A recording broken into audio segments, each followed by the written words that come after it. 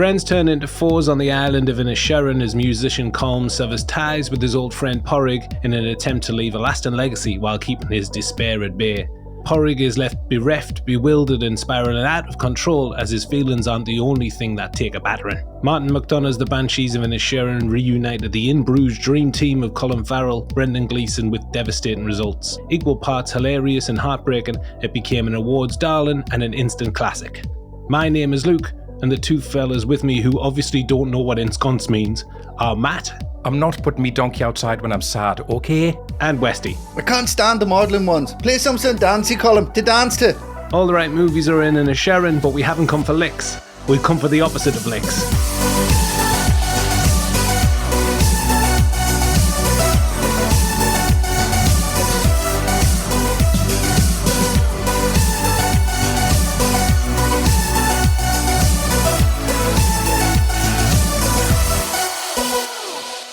Hi everyone and welcome to All the Right Movies, a podcast on classic and hit films that isn't trying to be nice. We're trying to be accurate. Accurate, yes, that's correct. Accurate. And nice though. It's nice. Oh well, yeah, I mean that comes with the territory though, doesn't it, Westy? Of course. We're telling the story of Hollywood one film at a time, and this is a rare modern release for us. It's Martin McDonagh's magnificent The Banshees of Inisherin, a unanimous favourite of ours, and we're all very excited. Oh, definitely, yeah. But before we get at you with our small talk, it's that time where we talk about becoming an ATRM patron. I'm sure you've heard us talking about it before. Indeed. Mm-hmm. What you're listening to is our flagship podcast, a brand new episode of which comes out every 2 weeks. Huge deep dives into the biggest films, and the most recent 20 episodes are available on all podcast platforms. Yes. The rest, over 100 episodes, are in our podcast archive. Obviously, there's bound to be loads of films in there that you like, including an episode of In Bruges. Yes. Yes, of course. That is accurate. See? Yeah, well done. Fit the brief. Of course. I didn't doubt it for a second. No. And you can listen to everything in our archive by signing up on Spotify, Apple Podcasts, YouTube, and Patreon. Also on YouTube and Patreon, you can listen to 2 brand new shows every month. The Watch List, where we review new movie releases, and Double Feature, where we talk about films that we wouldn't necessarily get to on this show just yet. That's right. Exactly. Spot on. There are hundreds of episodes, and it's not just 2 hours of us talking about things we found in our little donkey shite. No. On Patreon, you can also vote for the films that we talk about and ask us questions for the show, really become part of our movie community, and that is patreon.com/alltherightmovies. Exactly, yeah. Go and have a look around, guys, see what you think. There's lots and lots to get into there. Loads to get into. Yeah. If you do like us and you can support us, we'll like you yesterday, today, and tomorrow. Of course. So thank you, everyone. We will. Yes. So, back to the film, and Matt, this was your choice. Yes. So how many fingers have you got to prove you're not feckin' mental? 5. That's all I've got left. That's the epitome of mental. That is the epitome. Epitome, yeah. That's right. You started already. This is going to be amazing. Why do you want to talk about Banshees, Matt? Well, sometimes a film comes along and it just enters the ATRM lexicon immediately. Like, the amount of times we've referenced this film in other completely unrelated episodes, and we just slip in lines of dialogue and moments from it, and we end up riffing on this film. Despite how contemporary it is, I think that speaks to its impact. Now, obviously, we're all huge McDonagh fans. As he said, we've covered In Bruges. Then he did 3 billboards after that, but to see him reunite with Farrell and Gleeson for this... The anticipation for this was ramped up even more. But of course, with anticipation comes the possibility of disappointment. But happily, this didn't disappoint at all. It's as different from In Bruges as you can get, while at the same time being a film that just couldn't have been made by anybody else. That mix of dark humour, unexpected emotion, complicated characters in a story where you really have to wrestle with it to get what it's in. And even then, it's all up to interpretation as to what you get out of it. Absolutely.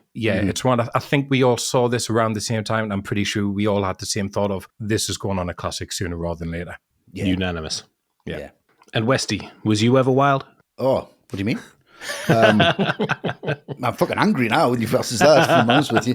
It is everything I love about cinema. I think the dialogue's just so quotable. I think it's just so original. I think it's just so fresh. It's just so exciting. The great thing about McDonagh is he never seems to double up on his ideas. It always seems to be something fresh, or he'll go back to 1923, or he'll go to In Bruges, or then he'll go to, Ebbing, Missouri and do something. But it always feels like him. It always feels like his kind of interpretation of what's going on, and it never really feels old hat or predictable. And I always forget how heartfelt and how emotional it is, how hard-hitting it is, how much of a journey it is. And for anyone to say that nothing happens in this film, I think you're completely missing the point. I think everything about humanity happens in these 2 hours, and there's a lot to learn from it, a lot to take from it, a lot of underlying themes, incredible performances across the board, incredible direction, incredible soundtrack, incredible cinematography. Probably spoiling me final rating here, to be honest. But great film. Loved it then. Love it now. Let's get into it. This one's going to be great. Yeah. Well, I mean, I can only echo what you fellas have said, really. It's unlike any film that I've seen, and I think it should be treasured. Yeah. Martin McDonagh, such a talent. His storytelling is so far up my alley, and it always draws incredible performances out of his cast. And him teamed up with Gleeson and Farrell, it's alchemy. It is. It really is. Yeah. There's no pretension there whatsoever. There's not. No. It's amazing. But it's as much about them as it is about Barry Keoghan and Kerry Condon. Yeah. They're incredible. The cadence, specifically of their line delivery, those two performers, it's something that I can't get enough of, and I can't quite explain. It does things to me that I can't quite explain. No, I know what you mean. Yeah. It's incredible that a film about two feuding friends, about loneliness and despair and mental illness and mutilation, can be the funniest film I've seen in a decade. Yeah, easy. Since In Bruges, probably. I was going to say. Yeah. It's just beautiful, and it's an absolute pleasure coming back to it. Always will be. Yeah. Written and directed by Martin McDonagh, The Banshees of Inisherin was produced by Graham Broadbent, Peter Chernin and McDonagh for Film 4 Productions and distributed by Searchlight Pictures. Shot exclusively just off the mainland of Ireland, it stars Colin Farrell as Porrig Sullivan, Brendan Gleeson as Colm Doherty, and they are joined by a sublime cast, including Kerry Condon as Siobhan Sullivan, Sheila Flitton as Mrs. McCormick, Barry Keoghan as Dominic, and Gary Lydon as his abusive policeman father, Pather Kearney. A terrible person. Horrible disgusting. So, fellas, are you ready for some good, normal chatting? Good normal chatting. Good normal chatting. That's what we're Let's head off to the Emerald Isle. Are you just going down to the pub? I'll meet you there, so. The beginning. The film opens on the greenery of Inisherin, looking down from above, before we track Porrig as he makes his way through town. Matt, you're starting us off. Yeah. I mean, this pushing through these clouds, big sweep and shot the island. Are we watching Banshees of Inisherin, or is this Father Ted that we've stumbled upon here? It's like, if you're of that age where Father Ted was a big thing, you just cannot get away from the similarity to the credit sequence. You just need the Divine Comedy playing over the top of this and you're there. But then you see Porrig, and what a great time he's having already. Walking to the pub for his daily visits, 2 o'clock, waving at everyone he knows. But it's that failure to get Colin out of the house to come with him, even though it's 2 o'clock, where everything starts to unravel a little bit, because when he goes to the pub by himself and John Joe is serving him, is Colin not with you? Colin's always with you. Have you been rowing? And he pauses. Does sound like we've been rowing. Should I try him again? It's this realization that everything is just so wrapped in a routine here. No one goes, well, maybe he just doesn't fancy you today, leave him alone. Maybe he'll come out tomorrow. Everyone has a routine that they have to stick to. And if they don't stick to it, everyone gets in everyone else's business here, which is part of the problem. And that's what's crushing the life out of Colin, as we'll discover. And it's very subtly set up, because you think Porrig's got such a settled life. He can leave his pint on the bar, knowing full well it'll still be there for him when it comes back. No one will tamper with it, no one will take it, no one will pour it away. Yeah. And that's not necessarily a good sign when your life is that predictable. Yeah, and it's just take one element, just mess with one element of Porrig's life. Yeah. And everything falls apart. Yeah. And everyone picks up on it. Yeah. Then he leaves that pint on the bar, and then he goes, shall I try him again? And then, and just has a sip and leaves it. And he's like, well, okay, just calm down. Just have a drink. So I'll go from after this one. How you doing? Like, is everything all right? We'll go in, we'll see Colm's house, and there's all of these weird kind of puppets hanging around. There's these masks. Obviously, has he been traveling, or is he just wanting to travel from like all these different parts of the world? And it's just this kind of escapism inside of his house where it's very claustrophobic. When he puts his head up and looks at where he sleeps, there's just nothing there. There's just the bed and the dog on it. And the dog, And it looks miserable. It's like, surely you put cold, some bits doesn't it? it? Yeah, it just looks like the boring existence, just something that he just has to get through. And I think that really plugs into the character. And I think it's brilliant seeing his home before you see him. I think it really sets up what you're going to get from him. Yes, yeah, it's a good point. Because it does feel like he's got interests, and he's a very interesting person with what he's got in his house. It's not completely plain. And then he leaves. Obviously, when he puts that mask on, it's great. But he leaves, and just when he looks through the window and he sees him, and he gets that telescope, and there's that amazing shot of him just like, and he's like, "Where are you off to?" And he's like straight back after him. Goes back inside. His pint's there, and he's like, "Sit somewhere else." It's at this point I always wish I just could see them as friends, like the day before or the week before. I really wish I could see them just like, if he's just talking about his donkey shite or something, and just see how pissed off Colm's getting. I mean, personally, I would have just put flashbacks in there, but that's an easy way to get around it. But I think McDonagh's brilliant by not doing that, and you just have to leave it to your own imagination. Right, I'll sit somewhere else, sits outside, and it's just that confusion from everybody. Have you been round? Sounds like we've been round. I'm going to find out. Sounds like we've been round. I love that Porrig doesn't know if they've been round, but he thinks, maybe we have, because it does sound like it. Because they just get pissed You every should day, know. and you can't remember. That's all they do. If you just go and you just drink like 8 pints every day, you're not going to remember much. So I think that's kind of the whole point. So he's like, look, if I said something when I was drunk, I'm sorry, and I'll take it back, because that's just kind of the lifestyle that they've got. But I just love when he's like, got his pint, he's like, I'm going to find out what all this is fecking about. And then we'll get one of the most heartbreaking, I mean, there's many heartbreaking moments in the film, but this is definitely the first one. That back and forth between them, you could see that Colm's absolutely sick. Porrig's just so confused, doesn't have a clue what's going on. And it's just that delivery of, I just don't like you no more. And I've counted it, and that's 10 seconds. Now, 10 seconds on screen is a long time. And I think Colin Farrell goes through every single emotion. He goes through like fear, heartbreak, confusion. But you're like, it's yesterday. He's like, he's just trying to reason with it. And Colin comes back with, did I though? Did I really? And he's trying to question it, and he just doesn't quite know what is going on. We don't know what's going on. It's an incredible way to introduce this conflict, incredible way to introduce this story. And it breaks me heart every time. But that Farrell performance, you're looking at that and you're going, right, we are in for something special. If this is the start, where is this going? Yeah, exactly. It's really, really unusual. Yeah. And this is the first scene, we start off in the pub, and the pub is a mainstay of this whole narrative. When we were planning this episode, everything is, they're in the pub, they talk in the pub, this happens in the pub. Yep, so as we're talking about the pub, that was purpose-built for the film on the site of a beauty spot car park. McDonagh didn't have a permit to dig into the ground, so it had to be weighed down to keep it from blowing over. Locals often stopped by during the 3-week shoot and were served drinks by crew members. Unbelievable. Nice. Amazing. Love that. Maybe that's why there's no drafts or anything like that. It's all from bottles, isn't it? Yeah. And it had to be dismantled after production wrapped, but was later bought by a man called Luke Mee, who owned a bar in Kilkerran, County Galway. And unbeknownst to him, his brother-in-law had actually worked as security on the film, and he was given the pub, who then passed it to me for free. Oh, really? That's nice of him. Yeah. It is. So it's called the JJ Divine Public House. It is in the film. It opened in Kilkerran a few years back. But a sign in the pub says that they have a ban on cutting fingers and throwing them. Fair enough. But anything else goes, though. That's absolutely anything fine. else. Is that it? Anything else is fine. That's the barometer. And apparently they have a local donkey who stops by for a visit every now and then. Oh, I love that. Oh, good. And as we're in the pub, this leads us to our first question from an ATRM patron. I mentioned at the top that if you wanted to be part of the show, you can sign up on Patreon, ask us questions for the films that we're covering. And our first question comes from Oliver Betts. Hi, Oliver. Hi, Oliver. Oliver says, how do, fellas? How do?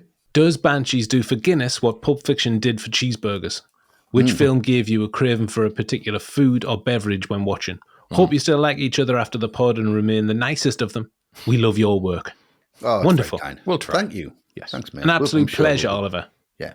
And you're right, Banshees does make you crave a pint of the black stuff, for certain. Yeah, sure does. The films that came to mind immediately for me were Sideways. Right. Yeah. If you're not desperate for a glass of Pinot Noir after that, you have no soul. Definitely not a fucking Merlot. Not a Merlot. Not a Merlot. Definitely not. No. Anyone who watches Out of the Past, the noir classic from 1947, will almost certainly be a smoker by the end of it. Right, yeah.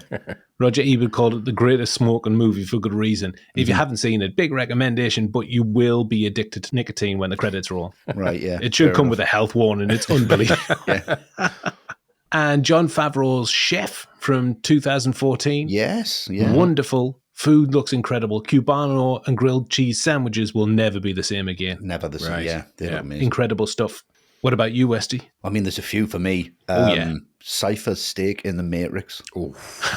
is like the best Very steak nice. I've ever seen. Yeah. It's just absolutely unbelievable. I'm torn between these two scenes in Goodfellas. It's either the prison scene with the tomato With the sauce onions. and the onions, Two onions. and just the garlic and slicing that. And I'm like, I just really want that kind of sauce with meatballs. Or it's Tommy's mum's spaghetti. But I wouldn't be putting that much ketchup. It's delicious. It's delicious. I wouldn't be putting that much ketchup on it though. I mean, that's one ridiculous. goes east, one goes west. So what? And I just really fancy pasta after that. I know that's quite cliched, but I mean, it just looks so good. Yeah. It just knocks that up in record time as well. Yes. I It's reckon like it actually 3 a.m. Yeah. And the last one, literally anything in any Tarantino movie, if it's food or drink. Of course. Inglourious Bastards is that wait for the cream. You know, that looks unbelievable. But it's the pint in Django Unchained. Yeah. Ooh. And he pulls that pint and then just knocks the froth off the top of it. And it's yeah. just the way when Jamie Foxx drinks it, it's like, whoa, it looks unbelievable. That's like the perfect pint of beer in any film. yeah. So that would do for me. Yeah, them three. Very nice. Rounding us up, Matt, what have you got? Yeah, I mean, the first one that came to mind for me was those 2 pints in Django Unchained as well. Just 'cause, was it? Oh, really? Yeah, they're in a proper stein glass. It's a proper good Yeah. head on it. Looks really, really like thirst quenching. Another Tarantino one for me, though, is Mini Stew in The Hateful Eight. That just nice. looks Brilliant. like That the looks nicest thing on a cold day. I just want a big bowl of that or just stick my head in it. Any Tarantino stuff, though? Even that dog food looks good in Hollywood. And then the last one, basically anything that gets made in Ratatouille. I mean, there's obviously the dish at the end, nice. but there's the bit where the rat squeezes like the loaf of bread and it's just got that crunch to it that a good, like, proper baguette should have. Yes. Makes me really hungry, that film as well. Fantastic. I love like animation can make you hungry, man. I know. Very Well, nice. yeah, That's exactly. effective. Yeah. That That's is all over, isn't it? effective. He loves animation. Matamation. Yeah. He loves it. Well, that's a great question, Oliver. Great to get us started off. Thank you very much. Yes, thanks. Yes, man. thank you, I'm Oliver. starving now. And after those 2 sequences that we're talking about, we're briefly introduced to Dominic and Mrs. McCormick before Porrig goes back to the pub on the night time. And because of his estrangement from Colin, he's forced to spend time with Dominic. And there are 2 elements to this segment that I want to talk about. The first one's in the pub. Colin making wonderful music as Porrig enters. John Joe says that all the ladies love Colin. They always did. And Porrig says, yeah, that's not true. Like a child.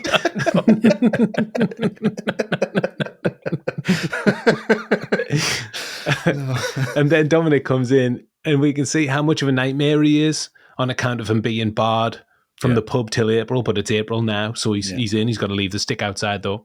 Yeah. Then the 2 take a table in the corner. Dominic wants to get at the women with his small talk. It's hilarious when Porrig says he's happy enough where he is, and Dominic says, "Are you happy enough, yeah?" But he's got ants in his pants. He can't stay still, wriggling about all over the place, and he can't stand them all in ones. His behaviour is unacceptable. In the middle of his song, play something dancey, Colin, to dance to, and not have that mope whining. What a dick! How offensive. Really offensive. And I love it when Porrig tells him that Colin doesn't want to be his friend. And Dominic just gets to the heart of the whole story and says something really sarcastic, but really quite telling. Yeah. What is he, 12? Yeah, brilliant. Yeah. Brilliant. His delivery's amazing. Yeah, All it's this silly unreal. schoolboy games, acting like a fool of a moody school child. Yeah. Grow up, stop being a baby. Yeah. Love it. Then there's that moment where they go to Dominic's house and steal the poutine from his dad, who's completely Billy Bollocks in the chair. Horrible. Horrible sight. Horrible. Hat on, But we'll draw a veil over that. Yeah, discreet. And when they're sitting outside drinking, Dominic's against wars and soap, he says, which is a ludicrous comment. And he thinks that he and Porrig are good at chat, we're good at chatting. But this is all an in to get talking about Siobhan, Porrig's sister. It is, yeah. Does she like to chat? Some of the dialogue is rife when Porrig says, not as much as most women, but she'll chat like. Yeah. As most women. Where did he get his research from? As if he knows, yeah. Says that she's more into reading, and this blows Dominic away. Reading. Fucking hell. How am I going to have to contend with this? And then it all spirals out of control when he starts asking about seeing her with no clothes on. I mean, she's talking about a brother and sister here. It's outrageous. It's funny, but then really disturbing. Not even as a child. Oof. Yeah. Dear me. Horrible. But in isolation, it's really weird and out there. But it's a peek into Dominic's world, considering his dad's despicable behaviour that we'll find out later. Yeah. Something really tragic about that. There is, yeah. It's like he's trying to erase his own childhood in his mind and trying to replace it with something else. Yeah. Which is really tragic. And I think the introduction to that character as well, there's that line of dialogue which everybody misses, and it's so clever. And he's got that stick, and that's the stick that basically fishes his body out of the water at the end. That's so significant that he finds that. And he said, well, what do you use it for? Hooking something that's the length of a stick away. Which turns out to be him. Yeah, but just that line, hooking something that's a stick, length of a stick away. It's like, fucking, what's the length of a stick? What are you talking about? It's amazing. That is so good. There's just no intellect whatsoever. He's just so keen to just make he's really keen. He's just keen, yeah. But the part of Dominic was written for Barry Keoghan. McDonagh hadn't worked with him in the past, but loved his work in films like The Killing of the Sacred Deer and Black 47. He said that Keoghan brought integrity and depth to the part beyond simple comic relief or stereotype. Nice. When McDonagh came knocking, Keoghan said yes before he read the script, which anyone would, I think, now. He said anything that Martin McDonagh does, I'd sign up to it. Of course, he's got that reputation. Yeah, definitely now, yeah. But only 4 days before filming, Keoghan was hospitalised with a flesh-eating disease. Wow. He was even close to amputation. McDonagh visited him and later said he seemed to shrug it off. We were only about 4 days from shooting and his arm was all puffed up. But he was like, yeah, I'm going to be fine. I'll see you on Tuesday. Right. Mate, just like Dominic, really. Yeah. Yeah, I'll be fine. I'll be fine. It's flesh-eating. Fucking hell. Reading. Fucking hell. But he's got a scar that goes all the way up his arm as a result of the disease. Oh, wow. It was serious stuff. Yeah. Right. So an introduction to the weird and wonderful goings-on in Inisherin and the unusual characters that live there. Yeah. The next day, Porrig thinks he's got it cracked. It was April Fool's Day yesterday. More fool him. Yeah. Oh, yeah. That look on his face where he's like, he got me good. Yeah. Porrig goes about his business as if nothing happens the next day. And here he is pursuing Colm again. He goes to his house, then follows him to the pub. But Colm is going to be in Egypt again today. Of course. Great. When Porrig says there are better things that he could do with his time than calling for him, Colm says, yeah, like what? And Porrig, in the least convincing tone you've ever heard in your life, reading.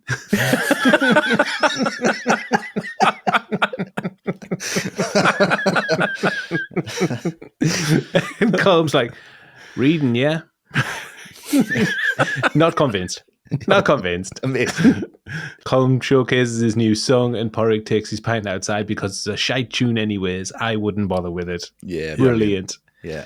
But here we get more reasoning from Colm about his behaviour. He's got an enormous sense of time slipping away and doesn't have any time for aimless or good, normal chatting. And I can kind of understand where Colm is going here, to be honest. 2 hours about talking about things he found in his pony's shit.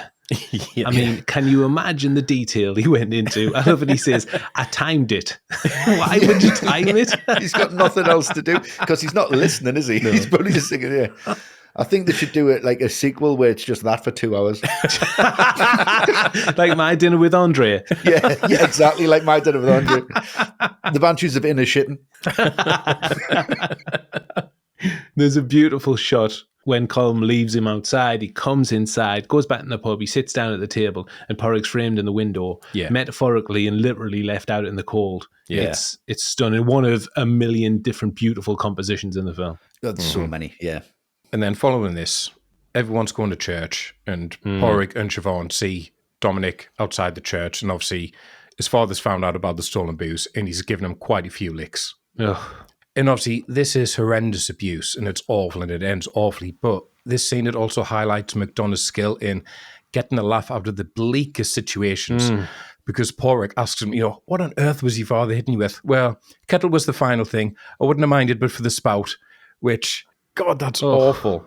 And yet somehow McDonagh spins that into something you do kind of laugh at.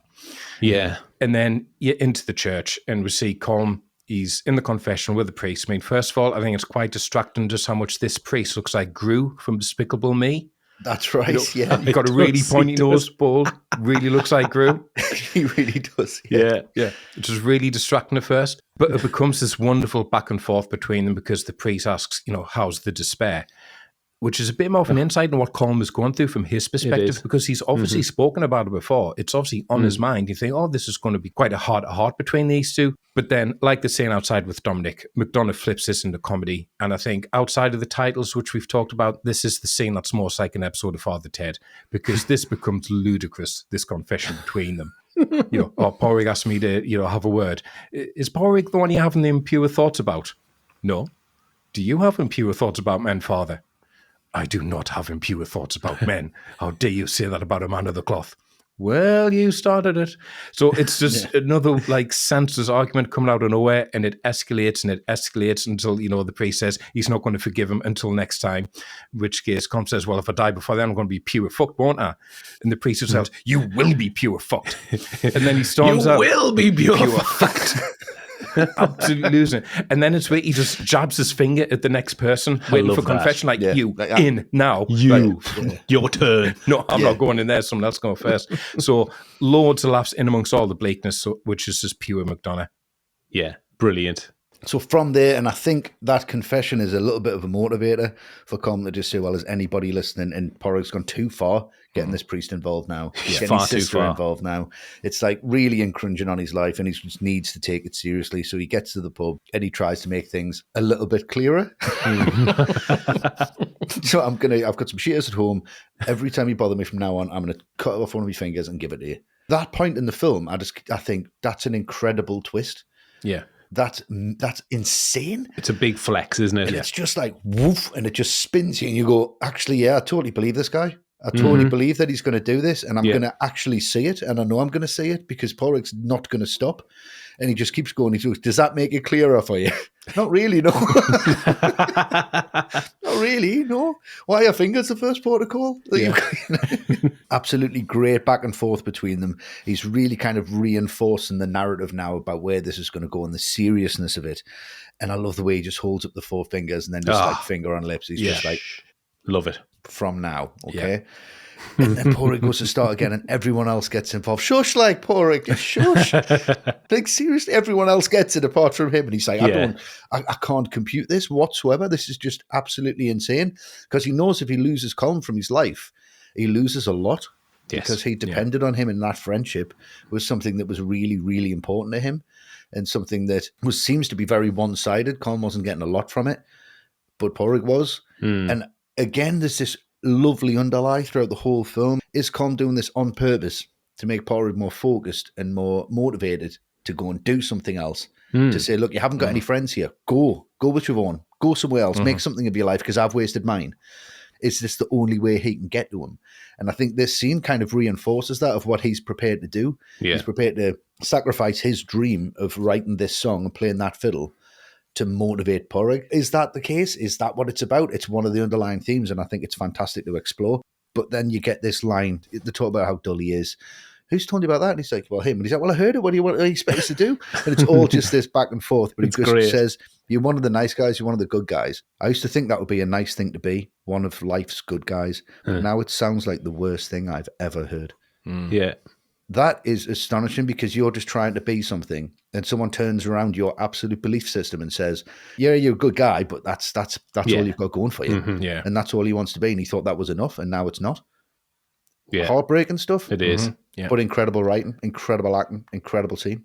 Yeah, that dynamic between John Joe and Jerry behind the bar and finishing each other's sentences and just repeating the same thing over and over again. If I cut something off my body for every dull person that came in here, I'd only have my head left.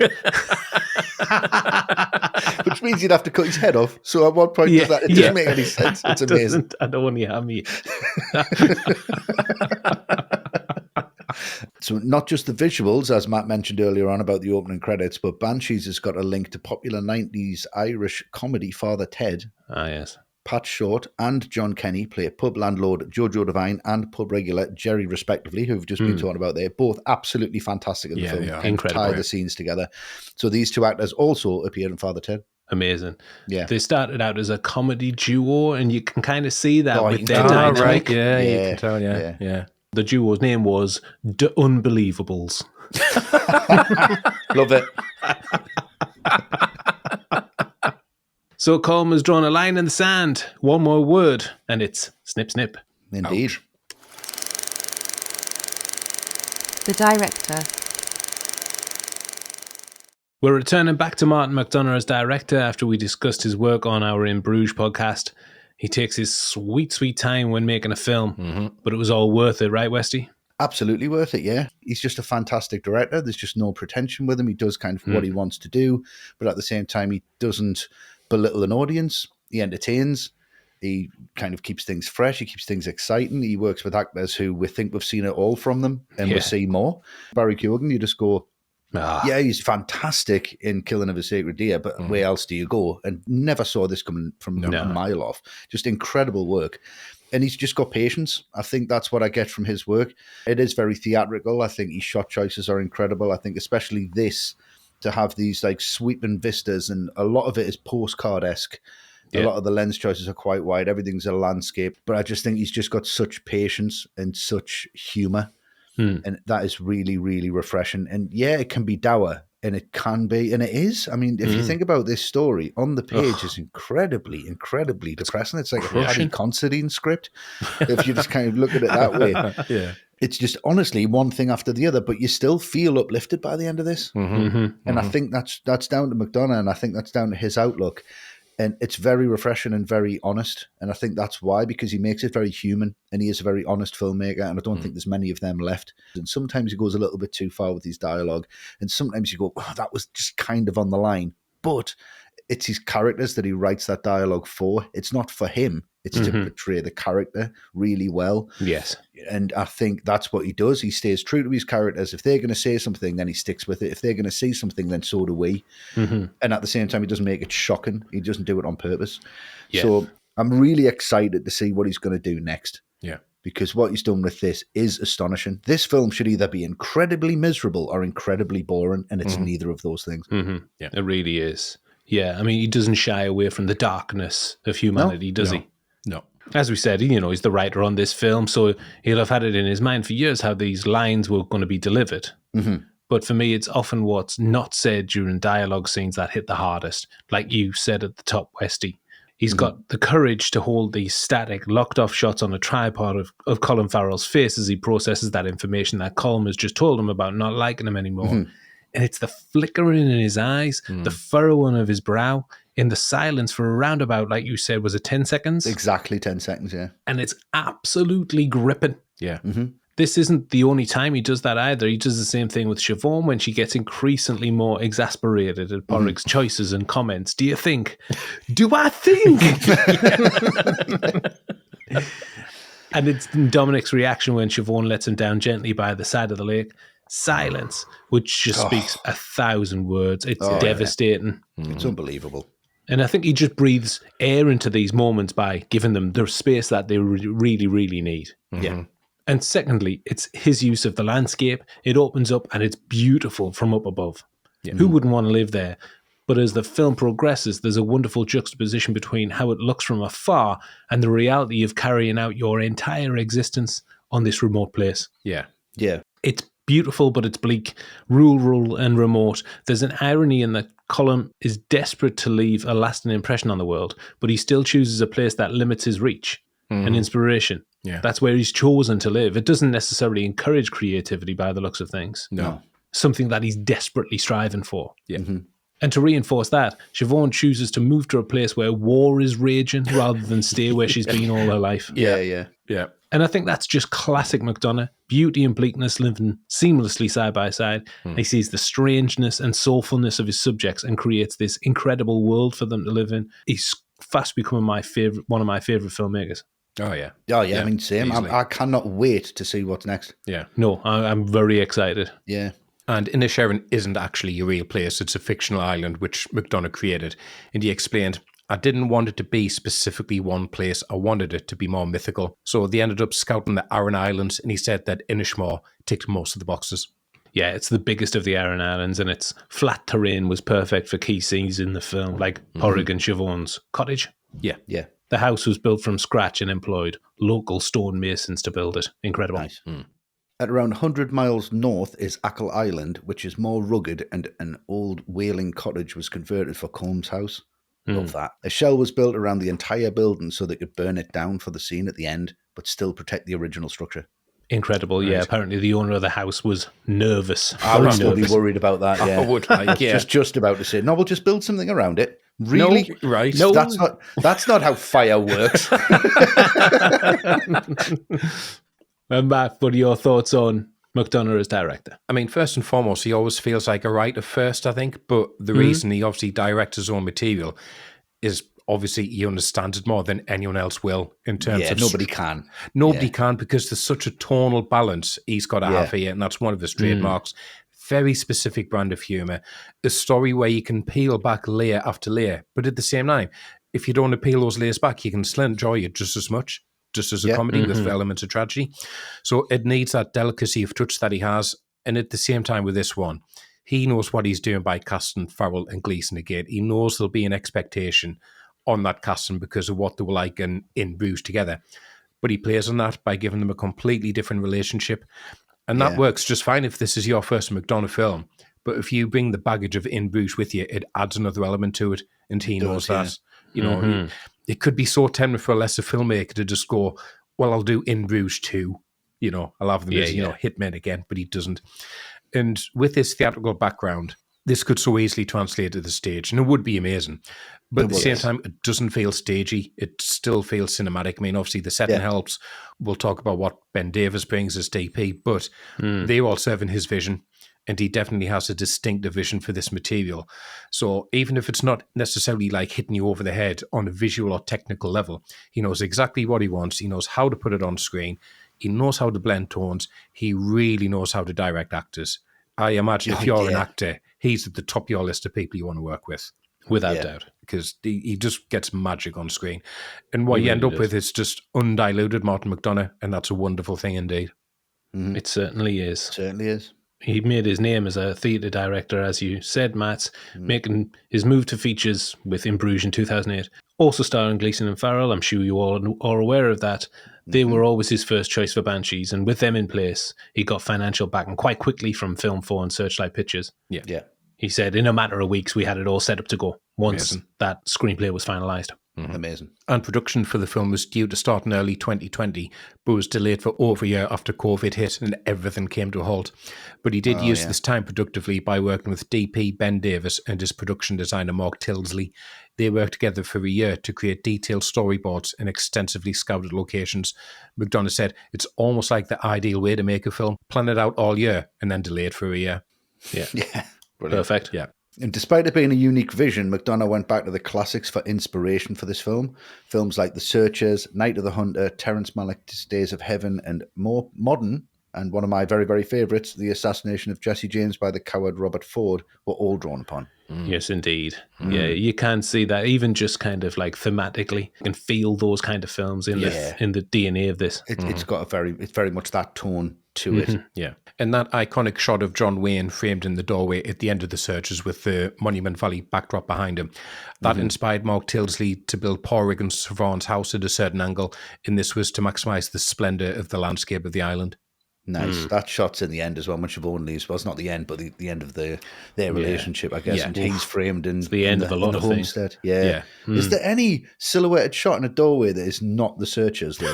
Nope. I don't think so. No. Completely owned by John Ford, that shot, isn't it? Yeah. Incredible. It was imperative for consistency that all shooting locations were on these two islands, Inishmore and Achill. Yeah. As interior and exterior shots are used extensively from scene to scene, interiors couldn't be shot on a set in London or somewhere like that. Exactly, yeah. So, for example, the pub has to be a real location for them to have those exterior shots of the characters talking outside the pub and coming into the pub and vice versa. Or when Colin throws his fingers at the door, he's actually throwing them at a real location. And I think that just gives a heightened sense of place, doesn't it? It does, yeah. And identity and authenticity, I think. Them two things are very important. Very much. So a one-off film from a one-off director, beautifully understated stuff from McDonagh, which may well turn out to be his masterpiece. It's definitely going to be up there. The cast. As explained, the Farrell Gleeson Dream Team was always what McDonagh had in mind for Banshees, having worked with them on In Bruges. The two actors are firm friends, and before shooting began, they each asked the other one if they should keep some distance to maintain the friction between Porrig and Colin.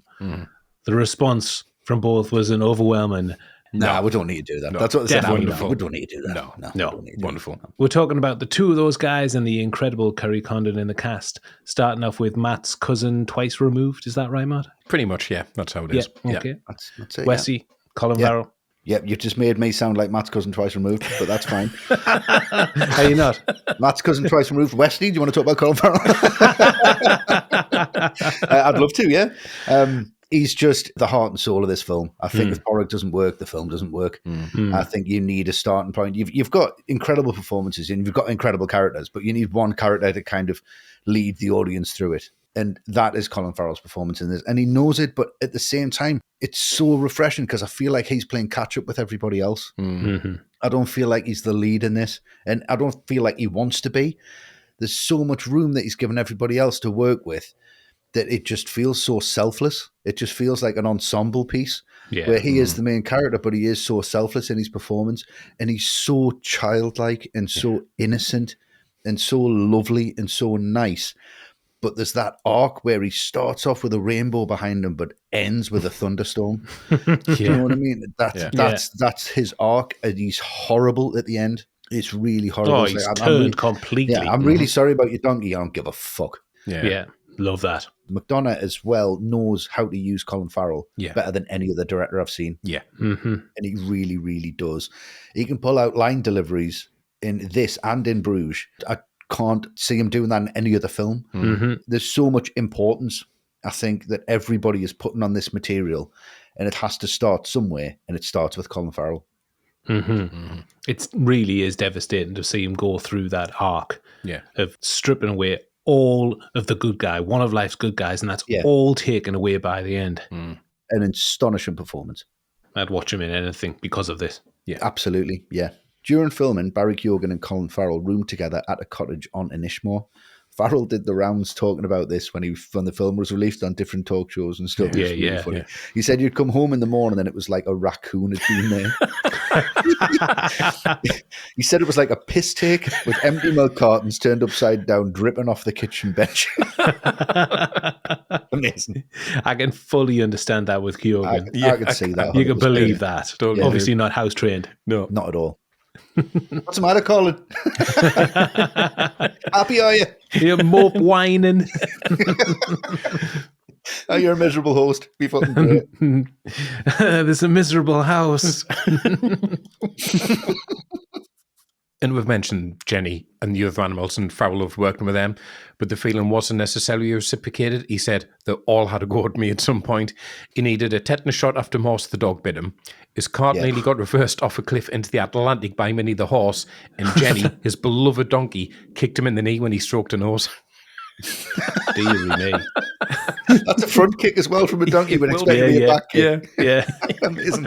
Get off. Like Bruce Lee. Farrell said it was her first film, but she acted like it was her 100th. But that was my fault. I got too close to her. Pretentious donkey. Amazing. Jenny was cast after McDonagh picked her out from a parade of miniature donkeys. He said that she stood out because her eyes were perfectly oval, like she's got eyeliner on. Nice. Amazing. Coincidentally, she's called Jenny in the original script. The donkey's name was actually Jenny, and Jenny is the official name given to a female donkey. Oh, wow. Right. Okay. Which speaks volumes about Porrig's imagination that he's just chosen the word Jenny for her. That's the name. She's a Jenny. Let's just call her Jenny then. Yeah, that's fine. Let's do that. Like calling us God Billy. Well, it's Billy God, isn't it? So, yeah. She wasn't trained and didn't respond to direction. Oh, but it's a donkey. What do you want? Just go up that mountain, come down. That's about it. So scenes were shot as dictated by Jenny. She would get up mid-scene and just wander around, meaning that Condon and Farrell had to respond to this for the scene and change the performances accordingly. That's great, because it is just trotting around, sniffing the table and stuff like that, and Condon just kind of acts around it. Yeah. You can see some of that's actually in the film. It's great. Yeah, you can. To help Jenny, she was accompanied by an emotional support donkey called Rosie. Right. Rosie was always on set, just off camera for Jenny's scenes. The attention paid to Jenny even continued in post-production when a lot of care and time was put into choosing the sound of the bell around her neck to signify her presence as she moves. Okay. McDonagh said that they went through a lot of shit bells before making the final choice. It's a shit bell. Jenny's movie career was a one and done. McDonagh paid to send her to a donkey pasture in Ireland. He said, "We all fell in love with her and it was the least we could do. We just didn't want her to do any more shit films." Amazing. Lovely ending. One and done. And of the other animals, Minnie the horse was cast after a local gave Mark Tilsey a lift in his cart, which was pulled by Minnie. And Tilsey sent a picture to McDonagh, who cast the horse immediately as Porrick's trusty steed. Yeah, and Morse the dog was a border collie owned by Rita Maloney. The donkey handler was actually her dog. And Morse the dog is one of the most beautiful dogs I've ever seen. Lovely. Wonderful. Yeah. Mm-hmm. And Gleeson said that dog was very well trained, while Farrell said that the donkey had never had a day's training in its life. Spent all of our time on the dog. That's great. And an incredible performance by Colin Farrell. A career high here for certain. I think so. He's amazing. The yin to Podrick's yang, well, at least he was yesterday. It is Brendan Gleeson as Colm Doherty. Now, such a conundrum, the character of Colm.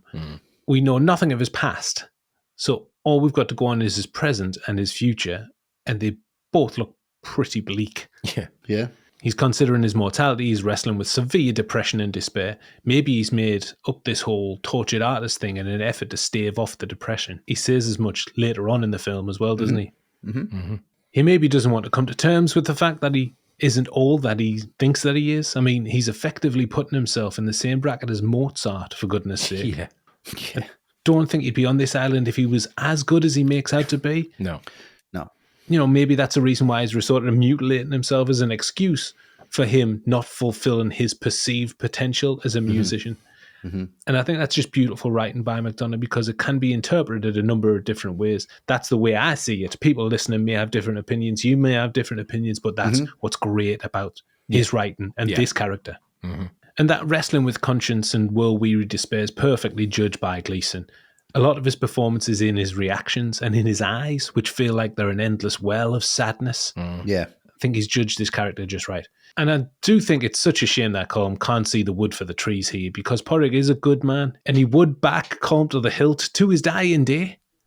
But he can't see it because he's got such highfalutin aspirations for himself. But there are flickers when he sees the reason why he was friends with Porrick in the first place. But you can see he's at his happiest when he's playing music and when he's in the pub and when he's talking to other people. He looks genuinely happy, even though the fella is an absolute prick. He's genuinely happy speaking to the policeman because he's got a worldview, he's got experiences, he's seen things. It's exciting. Porrick doesn't have any of that. No. Yeah. Again, it's a film full of contradictions. Most things have shades of grey, and Gleeson displays those shades in Colm so beautifully here. I think Farrell gets all the plaudits, and rightly so, but Gleeson is understated and fantastic here. Yeah. Oh, totally understated. Yeah. Perfect. Yeah. On the self-mutilation motif, McDonagh told Gleeson that it's quite common for writers to have nightmares about their hands being incapable of writing. It's a fear of losing something that allows us to express ourselves the most. Gleeson said, "So I think my rationale was that Colm had made a commitment to risk everything in order to facilitate this space that he felt he needed to create properly." Right. And Gleeson defended Colm's actions in the film. He said, "I really do feel he was in the pits of despair. I don't think he's an unkind person of nature. I think he's drowning." Yeah, maybe the mutilation is a substitute for suicide or a precursor to it. Very possibly. Yeah. And Gleeson not only plays the fiddle for his character, he plays it for real too. He insisted on playing all of Colm's music himself and took an active part in composing the tunes his character plays. The shite new song that Colm plays to Porrick was also composed by Gleeson. He suggested to composer Carter Burwell that they both come up with a song and the best one would win. But Burwell didn't end up submitting a song. He wanted Gleeson to have creative control over his character. Nice. Yeah. And Gleeson had to compose and perform the song playing with only 3 fingers after Colm's self-mutilation. Gleeson wore green finger prosthetics during filming so VFX could be completed in post and remove it. You wouldn't think a film like this needs visual effects. No. No, you think he just cut his finger off? Yeah. Really really committed authentic. to it. Yeah. Yeah. Really method. The actors went through a 2-week rehearsal period before filming started. Gleeson and Farrell developed detailed backstories about their characters' friendship formation, and Kerry Condon worked with them on a backstory about their parents drowning in a lake, one of suicide and one drowning trying to save the other one. Right. That scene was filmed but ultimately cut, though the psychological depth it provided remains in the actors' work for certain. Definitely. Absolutely, yeah. So another high watermark and an astounding career from Brendan Gleeson, who completes one of modern cinema's great double acts with Colin Farrell. Yes, indeed. Finally, another spellbinding performance from an actress who we haven't talked about on the podcast so far. I hope we get to again in the future very soon. Indeed. Over to you, Matt. Kerry Condon as Siobhan Sullivan. Oh, Kerry Condon, man. We had a little bacon recording and Westy said, like, my life would be complete if she turned up at my door. And it's the truest thing Westy's ever said in his life. I was like, every time I watch it, I was like, that is Matt's perfect woman. Yeah. Kerry Condon in this. Like, if she knocked on your door, you just wouldn't even speak to us anymore. No, like, you'd never hear from me again. Hang up the podcast boots. Matt's gone. His absolute perfect woman. In this film, though, I mean, she's incredible. I think Siobhan, she might be the most tragic character in the film because she is so much better than anyone else on this island. And there's so much more to offer than anything the island can offer her in return. Like that scene where Porrig is going out at the pub and she's reading and he asks her how the book is and she just goes, that's sad. And his reply is, well, maybe not read a sad one in case you get sad. And you just think you're completely missing the point. Like she's got an emotional depth and an artistic understanding, which is completely lost on Porrig because he only thinks in binary. Happy is better than sad, so don't be sad. Well, happy might be better than sad, but Siobhan still understands sadness has a place and you're not a complete person if you can't feel both emotions. And that's why she says to him, do you never get lonely, Porrig? And he doesn't because all he needs is his little routine of going to the pub at 2:00 every day with Colin. But she needs so much more than that. And it's really starting to like manifest itself. Like the expression on the face when Porrig says, oh, you should come to the pub for a sherry because back then she'd have to be invited. And she's delighted. This little small she's offer. overjoyed. Yeah, overjoyed by this little small offer to get out of the house. And that just tells you how little her life has been fulfilled here. And one of the great ironies of the film is she understands art probably more than Colin does, but she doesn't complain about it. She actually does something about it. She gets out of Inisherin and makes something of her life. And it's the one great victory the film has, the one happy ending. She gets off the island and makes something of her life. And you feel really sad for Porrig that she's gone, but you're delighted for her at the same time. Yeah. And we're not even touching on how funny she is in this as well, though. Like when Porrig tries to catch her out by asking to see the dimmest man on the island after Dominic, and then he claims he's as clever as her, and she just mutters under her breath, yeah, don't be feckin' stupid. Hilarious. Most of the scenes with Dominic, I mean, I'll talk about a couple of them, absolutely hilarious as well, the back and forth they've got going. So there's so much depth to this character, and I think Condon brings every little bit of nuance out of it, a complete scene stealer of a performance, the one bit of light on the island for anyone. And in terms of female performances, this would easily be my top 5 of like the last 10 years. Wow. Yeah, it's definitely up there. Like her, when she goes in and confronts Colin when all this starts, you can't just stop being friends with the fella. He's like, why? Because it's not nice. It's just brilliant. Do you want to sherry, Siobhan? No. Twice. Says that twice. What did you say? Okay, dogs. Okay. She is the heartbeat of this film. She's just a magnificent performance. Her exasperation, really funny. Every time she comes in the house and the donkey's in there. It's hilarious. Oh, for God's sake! She had been a regular collaborator and friend of McDonagh since 2001 when she made her debut at 17 years old in the first production of his stage play, The Lieutenant of Inishmore. And they were having dinner when he was revisiting his Banshee script because he'd abandoned it for a few years. But she encouraged him to persevere with it because she had a love for his Irish plays. McDonagh wrote the role of Siobhan specifically for Condon. He said, I'd always wanted to write something that would allow her to show just how brilliant she is. And boy, does he do it. Yeah, that's what he does. Condon also appeared in a 2009 production of McDonagh's play, The Cripple of Inishman. This means that she's the only person to have starred in McDonagh's so-called Aran Islands trilogy, named after the real Aran Islands, Inishmore, Inishman, and Inisherin. Right. Okay. Nice. Right. Nice. Great. Brilliant. Yeah. I mean, we're running out of superlatives already about this film, but it's an incredible cast. Mm-hmm. Not forgetting Barry Keoghan as Dominic, another one who was first choice. Mm-hmm. I mean, imagine having if all 4 of your first choice actors to play. Doesn't get better, does it? Doesn't get better than that. No. Yeah. It's one of the best 4 lead performances in modern cinema for me. Incredible performances. So. Yeah. Completely agree. Yeah.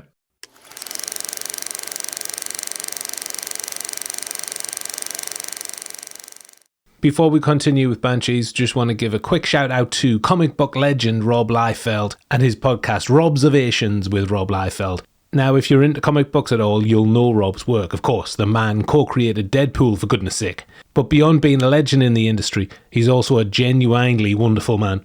We've connected with him online recently and he gave us a glorious shout out on his podcast, so we want to return the favour. We particularly love your attempt at our accents, Rob. Hilarious stuff. What makes Robservations so good is that Rob pulls the curtain back on the entire comic book industry. He discusses the history of comics from someone who is actually there on the front lines, creating some of the most iconic characters and storylines of the past few decades.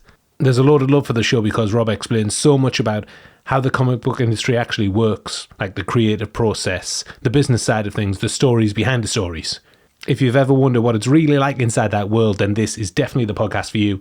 So go check out Robservations with Rob Liefeld wherever you get your podcasts. Tell him the ATRM crew sent you. The middle. With Dominic left without a home, he is graciously invited to Porrig and Siobhan's, but does nothing to show his gratitude. No. Over to you, Matt. I mean, this supper scene, this is a not perfect comic performance from Keoghan. Mm-hmm. He blows the roof off the scene because he starts off ranting about Colin being mopey. Just calling him a fat ginger man is one of the most childish insults you could have, but it's so funny. Colin Dougherty and his fat feckin' fingers. Or the blubber on them.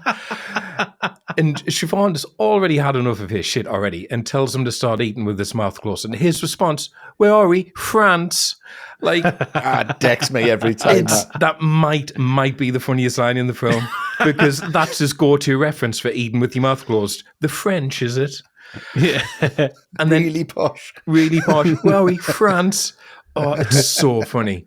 And then he's still ranting about Colin, but Porrig and Siobhan are just not in the mood for it. So he goes, Jesus is a depressing house. And then Siobhan's response, would you prefer your own store? I've heard it's a barrel of feckin' laughs. like she's so furious at this point. Yeah. And then his response, well, touche. And it's when he has to explain though what touche means to Porrig because you get this amazing reaction shot from Siobhan where she looks from Dominic to Porrig as if to say, oh my God, if even Dominic has to explain French to him, the most basic French phrase, maybe he is the dimmest man on the island. Yeah. If Dominic knows this and he doesn't. Yeah, but all of that with no dialogue. With no dialogue. It's just that one like incredible. It's just that one from the other like, oh God. Mm-hmm. Yeah, exactly. And it's where like Dominic gets that from in the first place, which is heartbreaking. Yeah. Yeah, there's a deleted scene from the film which is horrific. His dad says it to him in a scene where he says that Dominic cried more at the beating he's just taken from him than anyone did at the execution that he'd just been to on the mainland. Yeah. Ugh. It's awful. Horrible.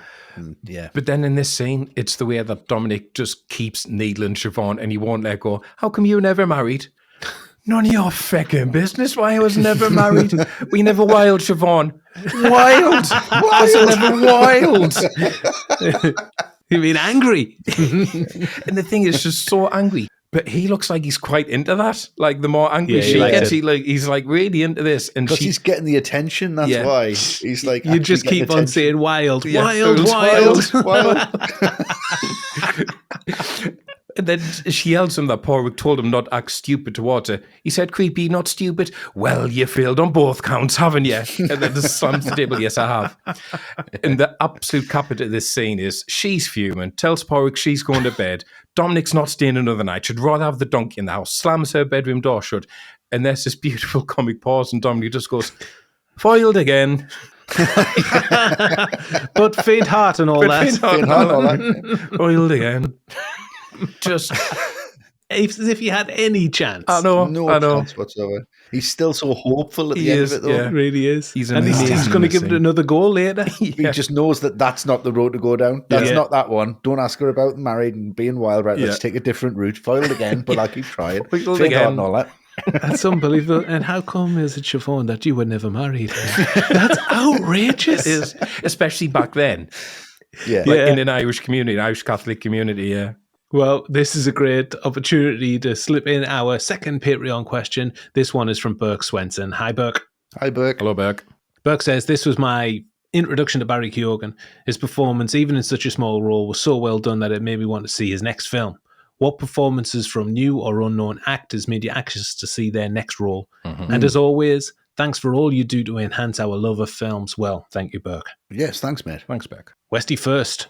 I had a real think about this, and there's quite a few female actors for me, which I didn't realise at the time. Florence Pugh, when I saw her in Midsummer. Oh, yeah. Excellent. She's absolutely incredible in that. Anya Taylor-Joy, when I watched The Witch. Yes. Yeah. And then later The Queen's Gambit, which I know isn't a film, but I'm kind of, skirting the line there. Saoirse Ronan, when she was in Lady Bird. Oh, yeah. She was absolutely fantastic in Brilliant. that. Haley Steinfeld in True Grit.